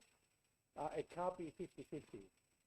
The state government, the state Labor government needs to chip in, because this is 3 levels of government, and maybe we could write to the Minister for Local Government or MPs that we have, seeking them to look at funding opportunities, because this is not, this $100 million, or I think it's 100, but then I did see $1 billion, that's going to go nowhere near to fund, and bear in mind this is for the whole country. Well, Councillor, if you're okay, Councillor Douglas, Councillor Saranowski, what if we said that Council come back with a report about projects that could be put forward for the grants, along with seeking other grants that can complement Yeah, as long as we can. co-fund. I support it. You all right with that? Amazing. Support it all the way. All right. All those in favour say aye. Against, declare it carried. 12.3 notice of motion summer foreshore program. Moved Councillor Douglas, seconded Councillor McDougall. Any speakers? Reserve right of play. Any speakers? Microphone. We need to approach the maritime police to actually patrol the beach. I believe that staff are Yeah, doing as long as that. okay. I never Perfect. see them, but Yeah, good point. Thank you. All those in favour say aye. Against, declare it carried. Notice of motion 12.4 Bayside Biodiversity Strategy. Moved Councillor Jansen, seconded Councillor Saranowski. Any speakers? Reserve. Any speakers? All those in favour say aye. Against, declare it carried. 12.5 notice of motion. We dealt with that. Sorry. I believe Councillor Barlow that you may have an urgency motion.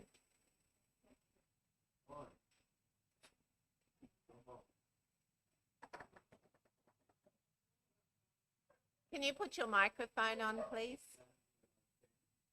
Sorry, Madam Chair, I'm just going to want to move emergency motion.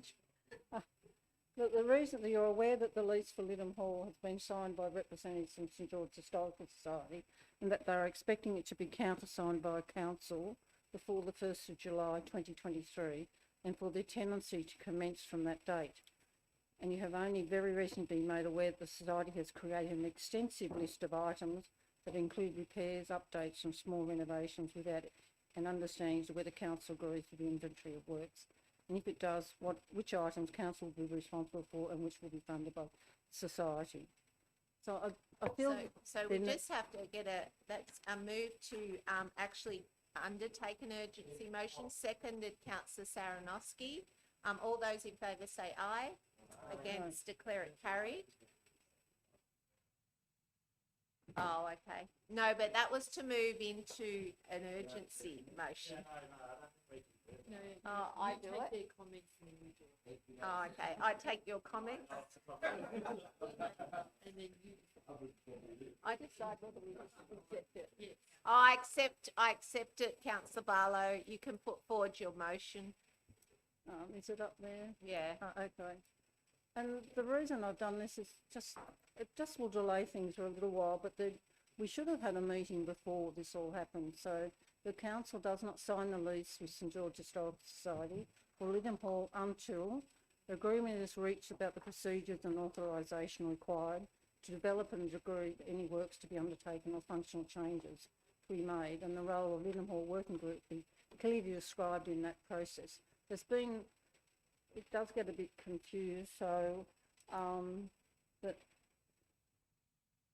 and then there's clear and documented agreement about the council's responsibilities for Lytham Hall, and including but not limited to a definition of what is building and garden maintenance, what constitutes structural and major works, the obligations and operational responsibilities of St George Historical Society should also be clearly described, eliminating any future confusion. That a progress report be brought back to council after the working party have met to discuss the issues above. It happened last week when Councillor Werner's on the committee brought in a list of things that they needed to do, and it was a bit, and there was pricing there, but it sort of was, some of it actually was council should be doing. So it really needs clear definition, and so that's why it needs to be deferred. It shouldn't be too long. They can, I mean, I am willing, I'm available anytime they want to get access to the house. So, so that's, I have stated that, I've said it many times. So I feel that we need to have a meeting fairly soon and try and sort out all the I think it's sort of, people are thinking one thing and then it can't be done that way. So Yeah, thank you, Councillor Barlow. So all this is doing is to hold off the signing until some complexities are worked through. So any other speakers? All right, I put the motion. All those in favour say aye. Against, declare it carried. Now we have questions with notice. So those questions are on there. Thank you. Now we need to move to 14, which is confidential matters, and we'll move to closed session. So in accordance with section 10A4 of the Local Government Act and Council's Code of Meeting Practice, I invite members of the public to make representations as to whether or not this part of the meeting should be closed to the public to consider the confidential items. No feedback. There being no representations, I move that Council closes the meeting to the public for the reasons outlined in the reports. Is there a seconder? Seconded, Councillor Rawada. All those in favour say aye. Against, I declare that carried. Ask the press and public to leave the chamber before we consider the confidential items. And are we offline?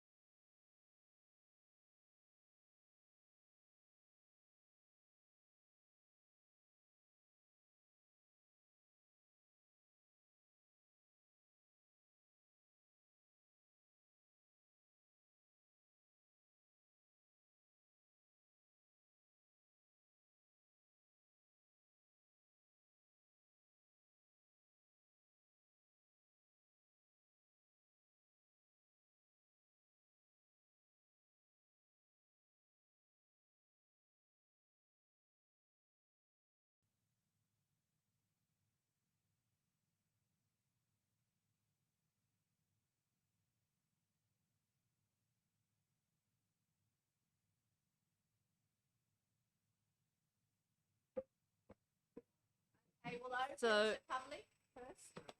Gotta open. Are we online? So, councillors, just reading this back in for the minutes. The resolution in relation to 14.2 reads that council receives and notes the information contained in this report, that council rejects the request from the Order of a HEPA New South Wales Inc., a HEPA, to amend the agreement for licence and lease dated 6th of May 2021, the AFL, to modify the rescission rights under clause 5.2 of the AFL. And the third point, that in accordance with clause 5.2 of the AFL, council rescinds the AFL by providing written notice to a HEPA. Thank you. Thank you, General Manager. Sorry? Read 14.1. Oh, there's another one, sorry.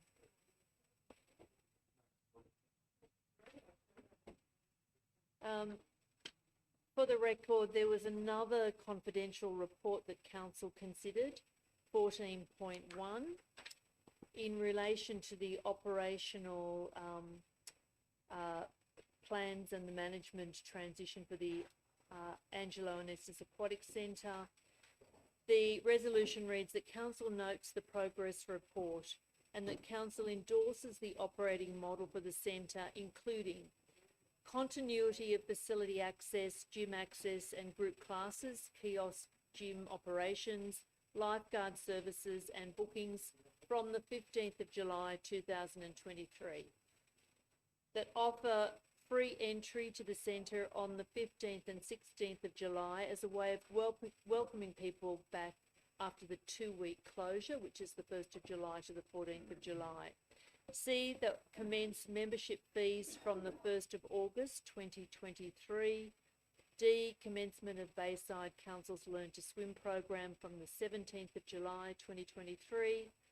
And finally, that the 2023-24 operating budget net cost of $998,318 be noted and included in the upcoming budget. Thank you, General Manager. Councillors, thank you for this evening. It's been a pleasure. I declare the meeting closed at 11:57 p.m.